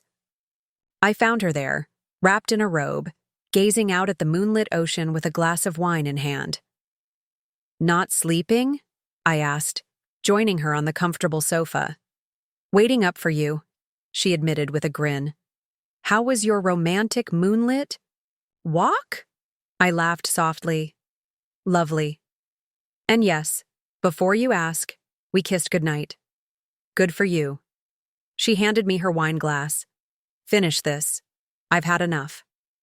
I took a sip, savoring the rich Merlot. He wants to continue seeing me after we go home. Of course he does, Martha said matter-of-factly. The man is smitten. Anyone with eyes can see it. Is it that obvious? Completely. And you're just as bad. She nudged my shoulder affectionately. It's nice to see you like this, Ellie. You're practically glowing. I felt a warmth that had nothing to do with the wine. It's all happened. So quickly. A month ago, I was just a lonely widow planning a birthday no one would attend. Now I'm having a romantic weekend with a handsome doctor who thinks I'm special. You've always been special, Martha said firmly. Some of us have known that all along. It just took you 80 years to believe it yourself. Her words settled over me like a blessing. Thank you, Martha. For everything. This weekend, the dress, 50 years of friendship. Don't get sentimental. On me now, she warned, though her voice was thick with emotion. Save it for your journal. I laughed and squeezed her hand. Fine, but know that I'm thinking it. I know. She stood and stretched. Now I really am going to bed. Don't stay up too late mooning over your doctor. After she left, I remained on the terrace for a while longer, listening to the waves and reflecting on the extraordinary turn. My life had taken in just a few short days. I thought of Bill's warm eyes, the tenderness of his kiss, the respect with which he treated me. I thought of Martha's unwavering friendship and encouragement. And I thought of my children, who would be waiting when I returned home, perhaps angry, perhaps hurt, certainly confused by this unexpected display of independence. I would face that challenge when it came. For now, I wanted to savor this moment. The beauty of the night, the lingering taste of wine, the memory of a perfect day. Eventually, I too went to bed, falling asleep almost instantly to the distant sound of waves. Saturday dawned clear and mild, another perfect June day on the coast. I woke feeling refreshed and oddly youthful despite my 80 years. A glance at my phone showed several missed calls and texts from the previous evening. 2 from Rebecca, 1 from James, and surprisingly, 1 from my granddaughter Emma. I opened Emma's text first. Happy belated B-Day, Grandma. Mom's freaking out that you're at some resort, but I think it's awesome. Live your best life. Send pics. Love you. Her message brought a smile to my face. Emma, at 19, was the most free-spirited of my grandchildren. She'd always marched to her own drummer, much to Rebecca's occasional frustration. It seemed I had at least one ally in the family. I replied quickly, "Thank you, sweet girl. Having a wonderful time. We'll share pictures when I return. Love you too." I left the other messages for later. This morning was for enjoying the final full day of my birthday retreat. After a quick shower, I dressed in casual slacks and a light sweater for breakfast. Martha was already up, reading on the terrace with a cup of coffee. "Good morning, sleeping beauty," she greeted me. "I've been up for hours." "It's barely 8:30, I protested. "Like I said, hours." She closed her book. "Ready for breakfast? Your gentleman caller texted to say he's waiting in the cafe." I felt a flutter of anticipation at the prospect of seeing Bill. "Let me just fix my hair." "It's perfect," she assured me. "Stop fussing and go enjoy your breakfast date. I'll join you in a bit." Bill was indeed waiting, looking handsome in casual trousers and a light blue shirt that matched his eyes. He stood as I approached, his face lighting up in a way that made my heart skip. "Good morning," he said, pulling out my chair. "You look lovely and well-rested." "I slept better than I have in years," I admitted. "Must be the sea air." "Or good company," he suggested with a smile. We ordered breakfast, French toast for me, an omelet for Bill, and spent a relaxed hour enjoying the food and conversation. Martha joined us eventually, bringing my new journal.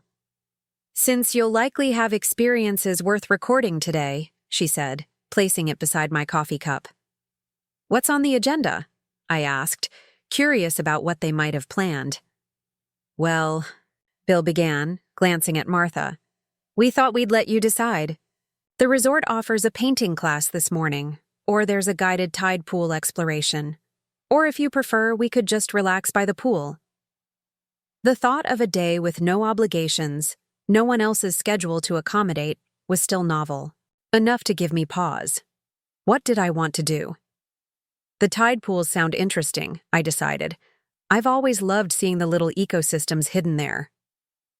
"Tide pools it is," Martha declared. Though I might skip that in favor of reading my novel by the pool. These old knees aren't what they used to be for climbing over rocks. After breakfast, I returned to the suite to change into more appropriate footwear for the excursion. As I was lacing up my walking shoes, my phone rang. James again. With a sigh, I answered, Good morning, James. Mom. His voice was clipped, controlled. We need to talk about this situation. What situation? I asked, though I knew perfectly well what he meant.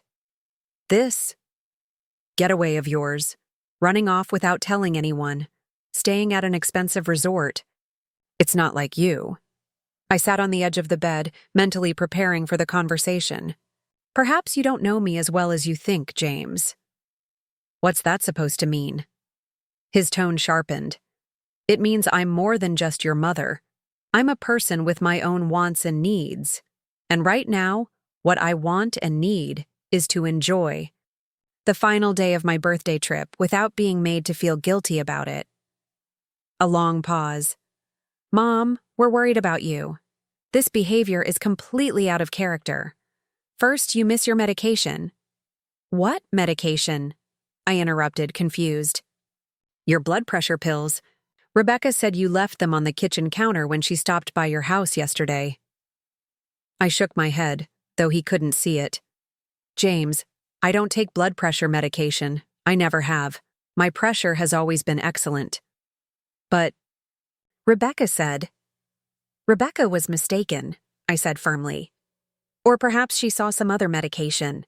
The point is, I'm perfectly fine. I'm having a wonderful time and I'll be home tomorrow as planned. Another pause. Who are you with? Daniel mentioned someone named Bill?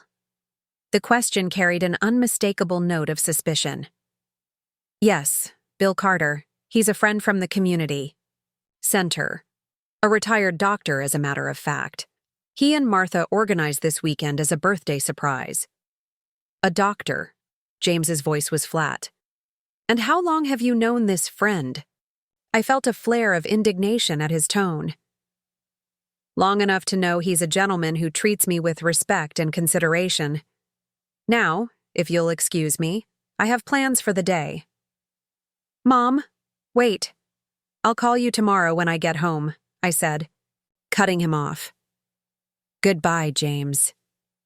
I ended the call, my hand trembling slightly with a mixture of anger and residual guilt. How dare he question my judgment? I was 80, not 8. And yet a lifetime of putting my children's feelings first made it hard to dismiss his concerns entirely. I took a deep breath, steadying myself. This weekend was about me, about claiming my right to joy and independence. I wouldn't let James's disapproval tarnish that. A knock at the bedroom door pulled me from my thoughts. Ellie? Martha called. Are you ready? Bill's waiting in the lobby.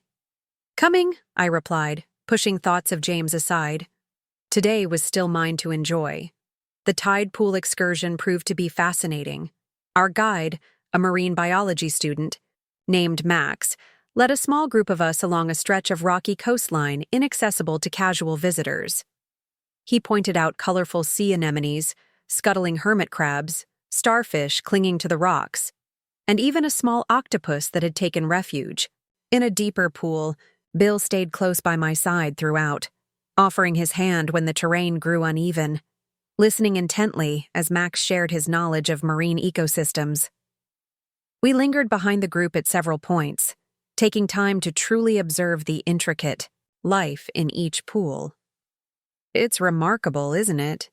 Bill mused as we watched a tiny crab navigate around a sea urchin.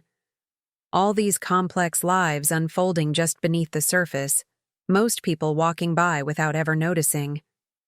Like people themselves, I observed. We all have so much going on beneath the surface that others never see. He glanced at me, his eyes thoughtful. Is that how you feel, Eleanor? That your children don't see beneath your surface? The question caught me off guard with its perception. Sometimes, I admitted, they see mom or grandma, roles I'm happy to fill. But they don't always see Eleanor. I see Eleanor, he said simply, his hand finding mine. And she's extraordinary. The warmth of his words stayed with me throughout the excursion, a counterbalance to the lingering unease from James's call. By the time we returned to the resort for lunch, I had fully reclaimed my good spirits. We found Martha by the pool, deeply engrossed in her novel. She joined us for lunch at the casual poolside cafe, where we shared stories from the tide pools, and she regaled us with gossip overheard from nearby sunbathers. "That couple over there," she whispered, nodding toward a pair of middle-aged sunbathers, "are having an affair, both married to other people. They check in separately and meet." "Here, Martha!" I exclaimed. "You can't possibly know that." She looked smug. "They were discussing their cover stories quite openly while you were gone. She told her husband she's at a spa retreat with girlfriends. He told his wife he's on a fishing trip." Bill chuckled. "Remind me never to discuss private matters around you, Martha. You miss nothing." "A skill developed over decades of teaching high school English," she replied. "Teenagers think adults are deaf as well as stupid. You learn to listen between the lines." After lunch, Bill excused himself for a few hours. "I have some arrangements to make for this evening," he explained. "Our last night should be special." Once he'd gone, Martha and I decided to indulge in side-by-side pedicures at the resort spa. As we sat in plush chairs with our feet in warm, bubbling water, she gave me a sidelong look. "So, things with Bill seem to be going well." I couldn't suppress a smile. "Very well. It's rather stunning, actually.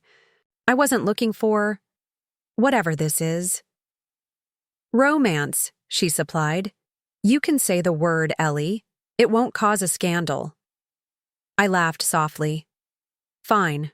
Romance. At 80. It seems almost absurd." "Why?" she challenged. "Because the young think they invented love? Because society says older women should be content with grandchildren and knitting circles?" "Maybe," I admitted. "Or maybe because I'd resigned myself to being alone after Henry died. I'd made my peace with it." Martha's expression softened. "Peace is one thing. Joy is another. You deserve both, my friend." The spa attendants began, the pedicures temporarily halting our conversation. I leaned back in the comfortable chair, letting myself truly relax. Martha was right. I had found a kind of peace in my widowhood, a quiet routine that had its own satisfactions. But this weekend had reawakened me to possibilities I'd thought were long past. When the pedicures were complete, we admired our freshly painted toes, coral pink for Martha, a more subdued rose for me. "Perfect for dancing," Martha declared. "Dancing?" I echoed. "Who said anything about dancing?" She looked suddenly evasive. "No one. Just a figure of speech." I narrowed my eyes. "Martha Jenkins, what are you and Bill planning for tonight?" "You'll find out soon enough," she replied with a mysterious smile. "For now, let's enjoy the rest of the afternoon. I hear they serve a lovely English tea in the garden at 4. We spent the next couple of hours wandering through the resort's extensive gardens, admiring the carefully tended roses, lavender, and native California plants. The afternoon was perfect. Warm sunshine tempered by a cool ocean breeze, the scent of flowers mingling with the salt air. At 4, we settled at a small table in a secluded corner of the garden for tea. Delicate sandwiches, scones with clotted cream and jam, and an assortment of pastries were served on tiered plates, accompanied by properly brewed tea in china cups. "This reminds me of that trip we took to England," Martha said, spreading jam on a scone. "Remember, summer of 85. I smiled at the memory. How could I forget? We got lost in the Cotswolds and ended up staying in that tiny village with the medieval church. And that handsome widower who owned the bed and breakfast took quite a shine to you," she added with a smirk. "He did not," I protested, though I remembered the gentleman's attentions. He was just being hospitable. Martha hummed skeptically. "If by hospitable you mean he found every excuse to show you around personally while I was left with his ancient mother." I laughed at her exaggerated grievance. Poor Martha, forced to endure tea and biscuits with a delightful old lady while I trudged up and down hills looking at historical markers. The sacrifices I've made for our friendship, she sighed dramatically. Then, more seriously, it was a good trip, though. One of our best. It was, I agreed. We should travel more. Often. Yes, we should. She buttered a triangle of cucumber sandwich. Life's too short to stay in one place, especially at our age. Her words resonated with me on multiple levels. It wasn't just about physical travel, but about moving forward in life, being willing to explore new territories, both external and internal. As we lingered over our tea, my phone buzzed with a text.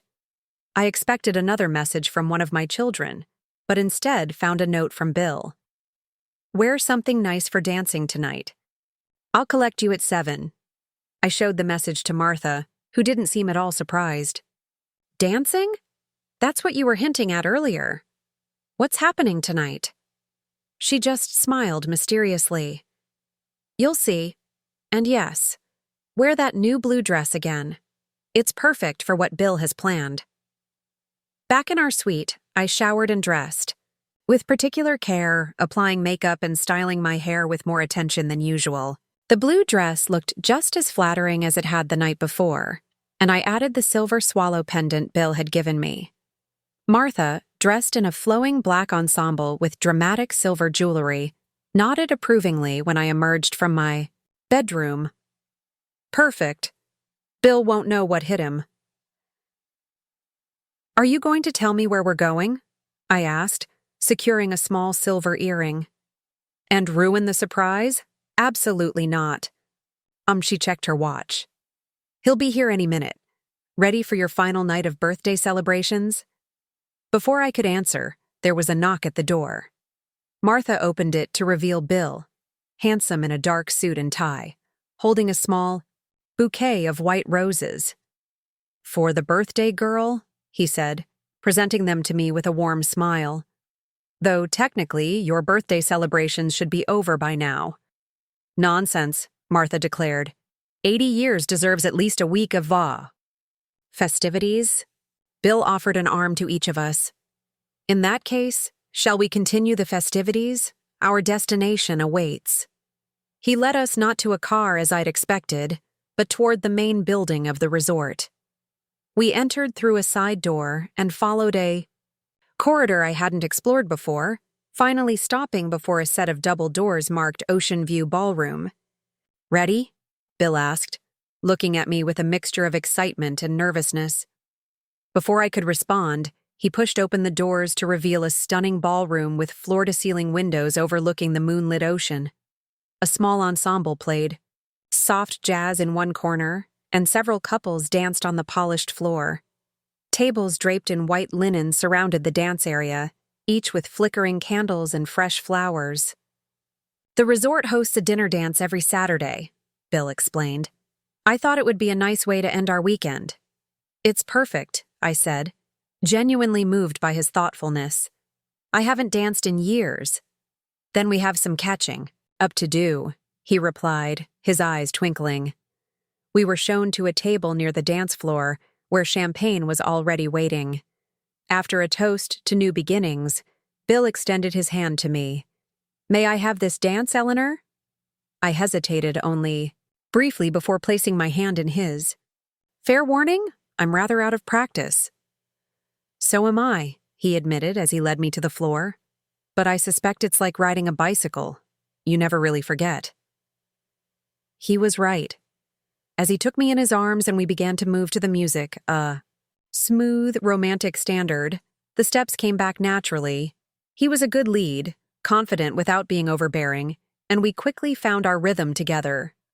You dance beautifully, he murmured as we glided across the floor. Another hidden talent.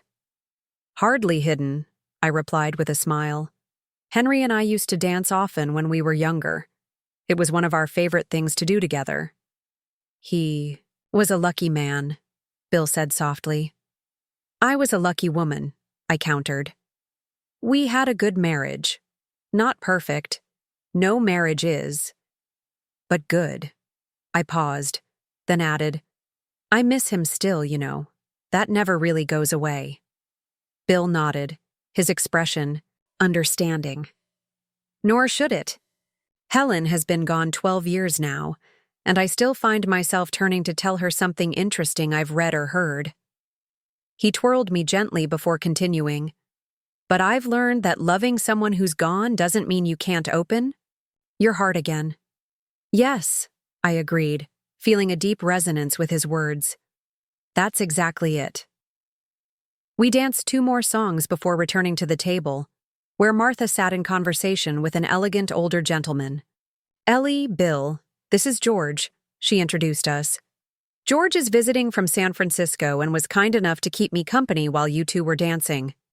George stood and shook our hands. Pleasure to meet you both. Martha tells me you're celebrating a birthday weekend? Eleanor just turned 80, Bill said with evident pride. George looked genuinely surprised. I would never have guessed. You're more radiant than many women half your age. I felt myself blush at the compliment. Thank you. I'm feeling particularly radiant this weekend. Special occasions will do. That, George observed, as will good company. He glanced at Martha with obvious appreciation. Would you mind terribly if I stole your friend for a dance? Martha looked pleased. I'd be delighted. As they moved to the dance floor, Bill and I watched with amusement. She never changes, I said fondly. Always making new friends.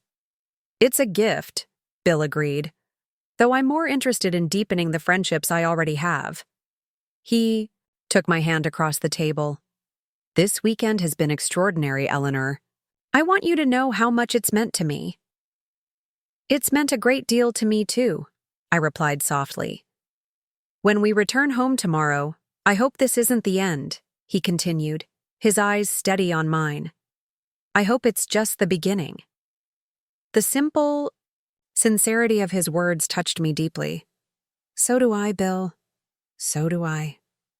We rejoined Martha and George for dinner, a delicious 4-course meal punctuated by more dancing and lively conversation. George, it turned out, was a retired history professor with fascinating stories about his research travels. Martha was clearly enjoying his company, her face animated as they discovered common interests. Between courses, Bill led me back to the dance floor. As we swayed to a slow ballad, my head resting lightly against his shoulder, I felt a profound sense of contentment. Here I was, 80 years old, dancing in the arms of a man who saw me, really saw me, not as a mother or grandmother or widow, but as a woman with desires and dreams of her own.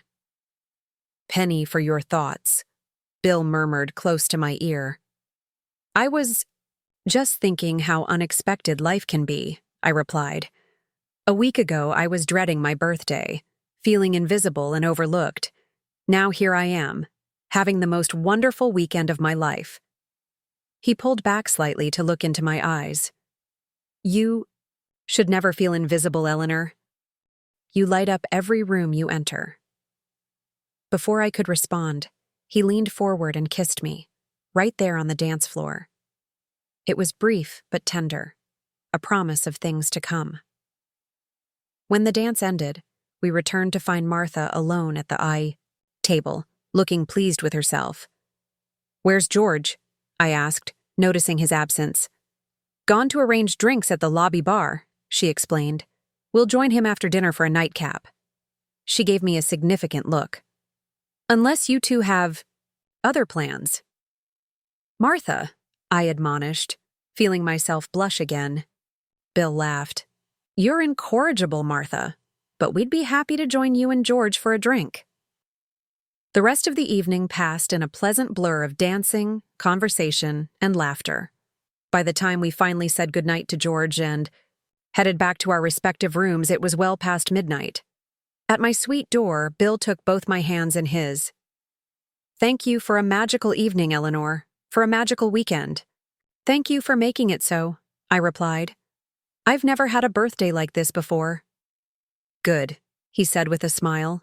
It's about time someone celebrated you properly. His kiss goodnight was lingering and sweet, full of promise for the future. When we parted, I felt a giddy warmth that belied my 80 years. Inside the suite, I found Martha already in her nightgown, making tea in the kitchenette. "Well?" she demanded as soon as I entered. "Was it a perfect evening or what?" "It was beyond perfect," I admitted, slipping off my shoes with a sigh of relief. "Bill is... he's extraordinary." "And so are you," she said firmly, handing me a cup of chamomile tea. "Which is why you deserve each other." We sat on the terrace, one last time, sipping our tea and listening to the ocean waves below. The moon hung low over the water, casting a silver path across the surface. "Thank you, Martha," I said finally, "for arranging all this, for pushing me to put myself first for once."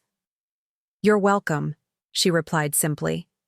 "But the hard part comes tomorrow, you know, going home and facing the children." I nodded, feeling a flicker of anxiety at the thought. "I know. They're not going to understand."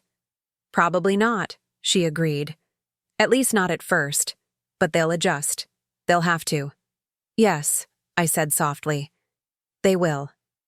As I prepared for bed that night, I thought about the conversation to come. James would be judgmental, Rebecca hurt, Daniel confused. They would want explanations, justifications for behavior they found inexplicable. For the first time in my life, I didn't feel obligated to provide those explanations. I was 80 years old. I had raised my children, supported their dreams, celebrated their successes, comforted them in their failures. I had done my duty and more. Now it was time to live for myself, not selfishly, but authentically. With this weekend, I had taken the first step on a new journey. Whatever challenges lay ahead, I would face them with the knowledge that I deserved joy, respect, and love on my own terms. I fell asleep with that thought cradled in my heart, the sound of waves a gentle lullaby carrying me into dreams of dance, floors and moonlight and possibilities I had only just begun to explore. Sunday morning arrived with soft sunlight filtering through the curtains. I woke early, a mixture of contentment and reluctance coloring my mood. Our wonderful weekend was coming to an end, and real life, with all its complications, awaited, back in Oak Ridge. I dressed simply in slacks and a blouse, then began the task of packing my belongings. The blue dress Martha had given me was carefully folded between layers of tissue paper. The swallow pendant from Bill remained around my neck, a tangible reminder of the connection we'd formed. Martha emerged from her bedroom looking remarkably fresh for someone who had danced until midnight. "Last day," she said, a note of wistfulness in her voice. "How are you feeling?" "Mixed," I admitted, closing my suitcase. "I've had the most wonderful time, but..." "But you're worried about facing the Inquisition when we get home?" she finished for me. I nodded. "Exactly. James will be self-righteous, Rebecca hurt, and Daniel caught in the middle, as usual." "And how will you handle it?" Martha asked, watching me carefully. I considered the question, thinking about all that had transpired over the weekend. Not just my deepening relationship with Bill, but my own internal shift toward prioritizing my happiness. With honesty, I decided. I won't apologize for living my life, but I will explain.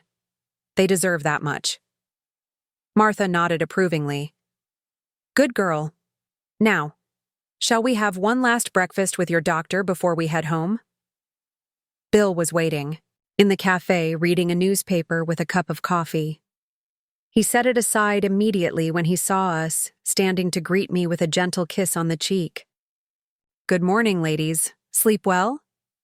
"Like a rock," Martha replied. "Dancing always tires me out in the best way." We settled at a table overlooking the ocean, ordering a final vacation breakfast. Belgian waffles with fresh berries for me, eggs, Benedict for Martha, and a hearty omelet for Bill. As we ate, the conversation turned inevitably to our departure. "The car service will be here at 11, Bill confirmed. "We should arrive back in Oak Ridge by mid-afternoon." And then reality intrudes. I sighed. He reached across the table and took my hand. Reality doesn't have to be unpleasant, Eleanor. This weekend wasn't a dream. It was a beginning. His words warmed me, easing some of my apprehension about what lay ahead. You're right. It's just my children. They'll adjust, Martha said firmly. They might pout for a while, but they're adults. They'll get over it. I hope so, I replied, though privately I wasn't so certain. My children had become accustomed to a mother who was always available, always accommodating. This new, independent Eleanor might take some getting used to. After breakfast, we took a final walk along the resort's beautiful grounds, stopping occasionally to admire a particularly lovely view or flowering plant. The morning was perfect, warm without being hot, a gentle breeze carrying the scent of salt and flowers. I'll miss this place, I admitted as we paused at a viewpoint overlooking the ocean. We can come back, Bill suggested. Perhaps for your 81st? The casual way he included himself in my future made my heart lighten. I'd like that. We returned to the lobby with just enough time to check out before the car arrived. As the porter loaded our luggage, I took one last look at the resort that had been the setting for such an unexpected transformation in my life. Thank you, I said softly to Martha and Bill, for giving me the birthday I needed, not just the one I thought I wanted. The drive back to Oak Ridge passed more quickly than I would have liked. We chatted comfortably, sharing favorite moments from the weekend and making tentative plans for the days ahead. Bill would call tomorrow to arrange dinner later in the week. Martha had already invited me to a concert at the community center on Wednesday. Life would go on, but differently now. Better. All too soon, familiar landmarks began to appear as we approached Oak Ridge. My neighborhood came into view, and with it, an unexpected sight. 3 cars parked in my driveway and along the street in front of my house. Oh dear, Martha murmured, recognizing them immediately. The welcome committee has assembled. My children had arrived ahead of us, clearly planning a reception of some kind. I felt a flicker of irritation at this invasion, followed by resignation. Best to face them directly and get it over with. The car pulled into my driveway behind, James's sleek sedan. As it came to a stop, the front door of my house opened, and Rebecca stepped onto the porch, arms crossed over her chest. Deep breath, Martha advised from beside me. Remember who you are now. Bill squeezed my hand. Would you like me to stay? I considered his offer, tempted to have his steadying presence beside me. But no, this confrontation with my children was something I needed to handle myself.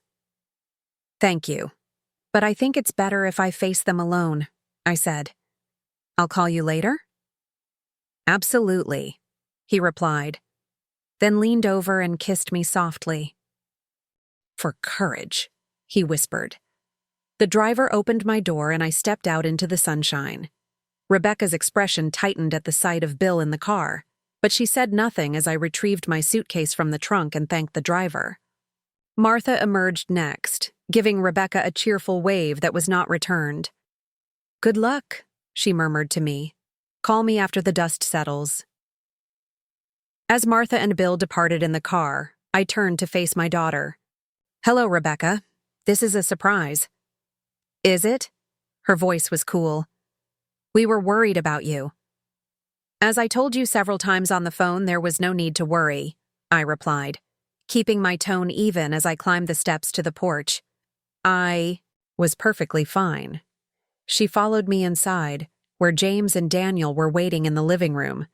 James stood by the fireplace, his posture rigid with disapproval. Daniel sat on the sofa, looking uncomfortable but concerned. Welcome home, Mom, Daniel said, standing to give me a hug. Did you have a good time? The best, I replied sincerely, returning his embrace. The resort was beautiful. Who was that man? James demanded without preamble. The one in the Lai car. I set down my suitcase and turned to face him directly. That was Bill Carter, a retired doctor and a dear friend who, along with Martha, arranged my birthday celebration. A dear friend? James repeated skeptically. Since when? We met at the community center a few months ago, I replied, refusing to be intimidated by his tone. He's a widower, a former physician, and a kind, intelligent man who treats me with respect. And you just took off with him for the weekend without telling anyone? Rebecca interjected. Mom, that's not like you at all. Perhaps you don't know me as well as you think, I said quietly. An uncomfortable silence fell over the room. I used the moment to study my children, James with his barely contained anger, Rebecca hurt and confused, Daniel caught between concern and curiosity. Look, I began, choosing my words carefully. I understand you were worried when you couldn't reach me. For that, I apologize. But I don't apologize for taking this trip or for choosing to celebrate my birthday in my own way. But why the secrecy? Daniel asked. Why not just tell us your plans? I sighed, moving to sit in my favorite armchair. Because I knew you would try to talk me out of it. Or worse, invite yourselves along out of guilt, which wasn't what I wanted. What's that supposed to mean? Rebecca demanded. It means, I said gently, that all three of you made it clear my actual birthday wasn't important enough to rearrange your schedules for, which is your right. But it's also my right to make other plans rather than sit at home alone. James made a dismissive sound. So this was some kind of punishment? To teach us a lesson? Not at all, I replied, keeping my voice steady. This was about me finally doing something for myself after decades of putting everyone else first. That's not fair, Mom, Rebecca protested. We offered to celebrate the weekend after. We all rearranged our schedules to be here today. Yes, at your convenience, I pointed out. Did any of you ask what I might prefer? Did anyone consider that my 80th birthday might be particularly meaningful to me, worth marking on the actual day? They exchanged uncomfortable glances, unable to deny the truth of my words. We've always celebrated birthdays when it worked for everyone's schedule, James said defensively. This isn't new. No, it isn't, I agreed. And I've never complained before. But 80 feels different. It made me realize how many celebrations and special moments I've let slide. How often I've accepted less than I deserved because it was easier than making waves. Daniel leaned forward, his expression thoughtful. I'm sorry, Mom. I hadn't thought of it that way. His simple apology loosened something in my chest. Thank you, Daniel. I'm not trying to make anyone feel guilty. I just want you to understand that I'm changing. Or perhaps, more accurately, allowing myself to be who I've always been beneath the roles of mother and grandmother. And who is that exactly? James asked, his tone still skeptical. Someone who runs off with a strange man half the country away. My patience thinned. Bill is hardly a strange man, James. He's a respected member of the community. And for your information, we were 3 hours away, not half the country. Your exaggeration doesn't strengthen your argument. Rebecca sank onto the sofa, looking troubled. It's just, you've never done anything like this before. You've always told us where you were going. Always been. Predictable. Reliable, you mean, I corrected gently. Available whenever needed. She had the grace to look embarrassed. Well, yes. And I still am, I assured her. I'm still your mother. I still love you all deeply. But I'm also a woman with her own life to live, her own joy to pursue. Is that what this is about? James asked. Pursuing joy with some man you barely know? It's about pursuing joy, period, I replied firmly. Sometimes that involves Bill, sometimes Martha, sometimes simply doing things that make me happy, without consulting anyone else's schedule or preferences. Daniel, ever the peacemaker, intervened. I think what James is trying to say, poorly, is that we want to make sure you're okay. This behavior seems so out of character that we're concerned. I softened slightly. I appreciate the concern, I truly do. But I'm more than okay. I'm happier than I've been in years. Because of him? Rebecca asked, a hint of hurt in her voice. Not just because of Bill, I clarified. Because I've finally given myself permission to put my needs first sometimes. To say no when I want. To say no and yes when I want to say yes. A heavy silence fell over the room as my children absorbed my words. I waited, giving them time to process this new version of their mother, a woman with desires and boundaries they'd never had to navigate before. Finally, Daniel spoke. So, you and this Bill, are you? We're seeing where things lead, I replied simply. He's a good man who makes me happy. Beyond that, it's really not open for committee discussion. James made a frustrated sound and paced toward the window. I still don't understand why you couldn't just tell us where you were going. Do you have any idea how worried we were? I considered my response carefully. I didn't tell you because I needed this weekend to be entirely mine, not shaped by your opinions or expectations. I paused, then added more gently, and perhaps, subconsciously, I wanted you to experience for a few days what I've felt for years, the uncertainty of not being someone's priority. The words hung in the air, uncomfortable, but true. Rebecca looked stricken, Daniel thoughtful, and James, for once, speechless. That's not fair, Rebecca finally said, her voice small. Isn't it? I asked quietly. When was the last time any of you called just to chat? Not because you needed something or felt obligated. When did you last visit without checking your watch throughout? When did you last remember something important to me without being reminded? Tears welled in Rebecca's eyes. We've been busy, Mom. Work, kids, life. It's not that we don't care. I know you care, I assured her. But caring isn't the same as prioritizing. I've always understood that your lives are full and demanding. I've never expected to be your first priority. But somewhere along the way, I became your last. The one who would always understand. Always accommodate. Always be there whenever you found time. Daniel reached for my hand. I hadn't realized you felt that way. I'm sorry. His simple acknowledgement touched me deeply. Thank you. James turned from the window, his expression still troubled, but less hostile. So, what happens now? You'll be dating this doctor? At 80? I couldn't help but smile at his phrasing. Yes, James. At 80. Surprising as it may seem, life doesn't end at 60 or 70 or even 80. I still have dreams, desires, the capacity for joy and connection. And Bill makes you happy? Daniel asked. Very happy, I confirmed. As does taking control of my own life rather than waiting for scraps of attention from my busy children. Rebecca wiped away a tear. I don't want to be a scrap in your life, Mom. I want to do better. Her vulnerability melted some of my resolve. I would like that, I said gently. But it needs to be genuine, not motivated by guilt or fear that I'm slipping away. I can do that, she promised. Maybe.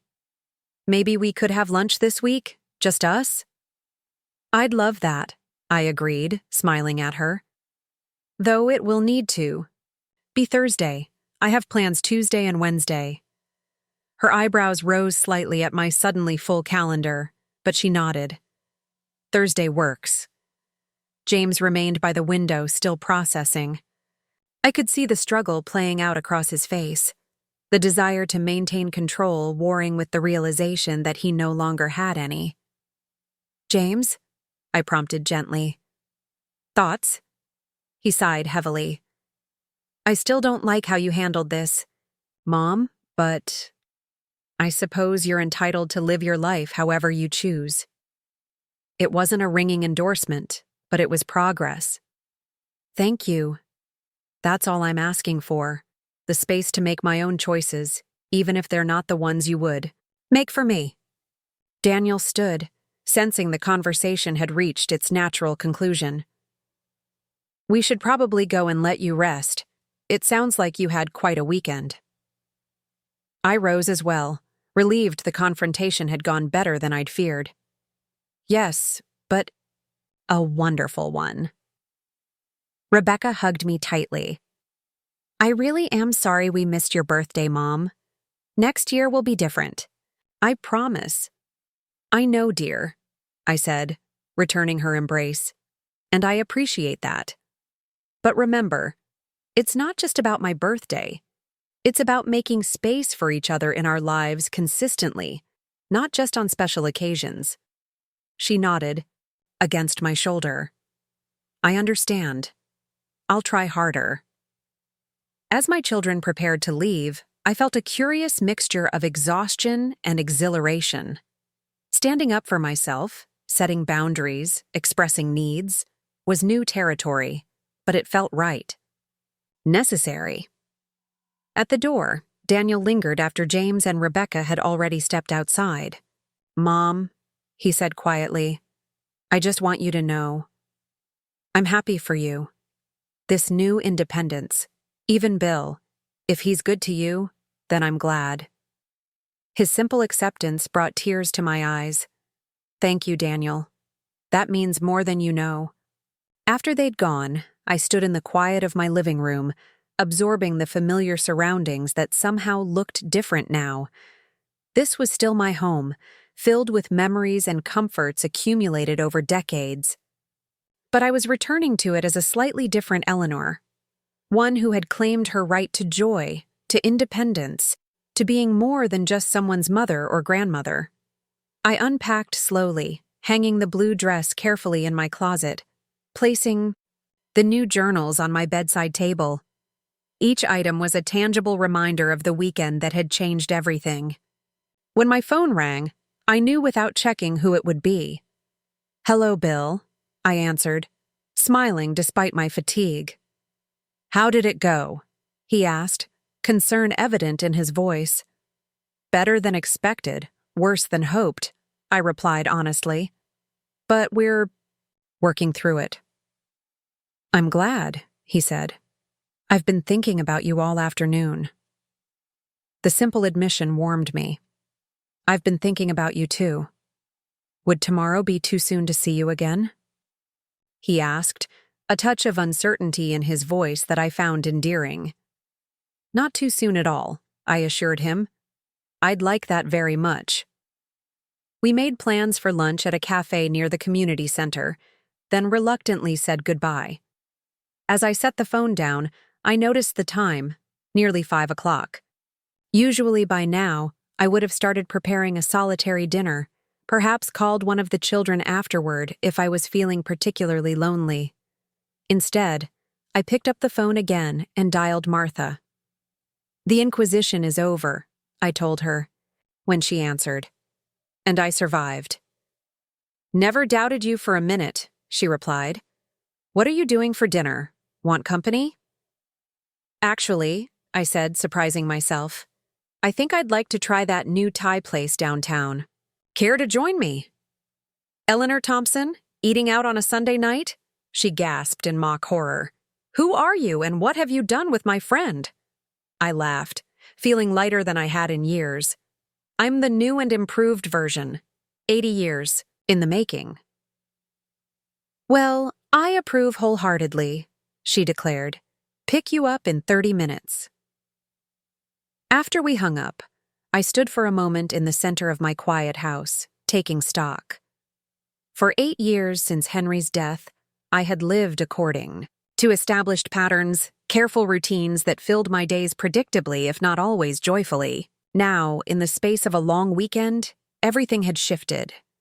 I had kissed a kind man beneath the stars and danced in his arms. I had set boundaries with my children and stood my ground when challenged. I had chosen adventure over safety, risk over routine, joy over mere contentment. Change at 80 might seem improbable, even foolish to some. But as I went to change for dinner with Martha, I felt not foolish but liberated, a woman stepping into the fullness of herself not despite her age, but because of it. After all, 80 years had given me wisdom enough to know what mattered, and courage enough to claim it. Perhaps that was the greatest birthday gift of all. Up next, you've got 2 more standout stories right on your screen. If this one hit the mark, you won't want to pass these up. Just click and check them out.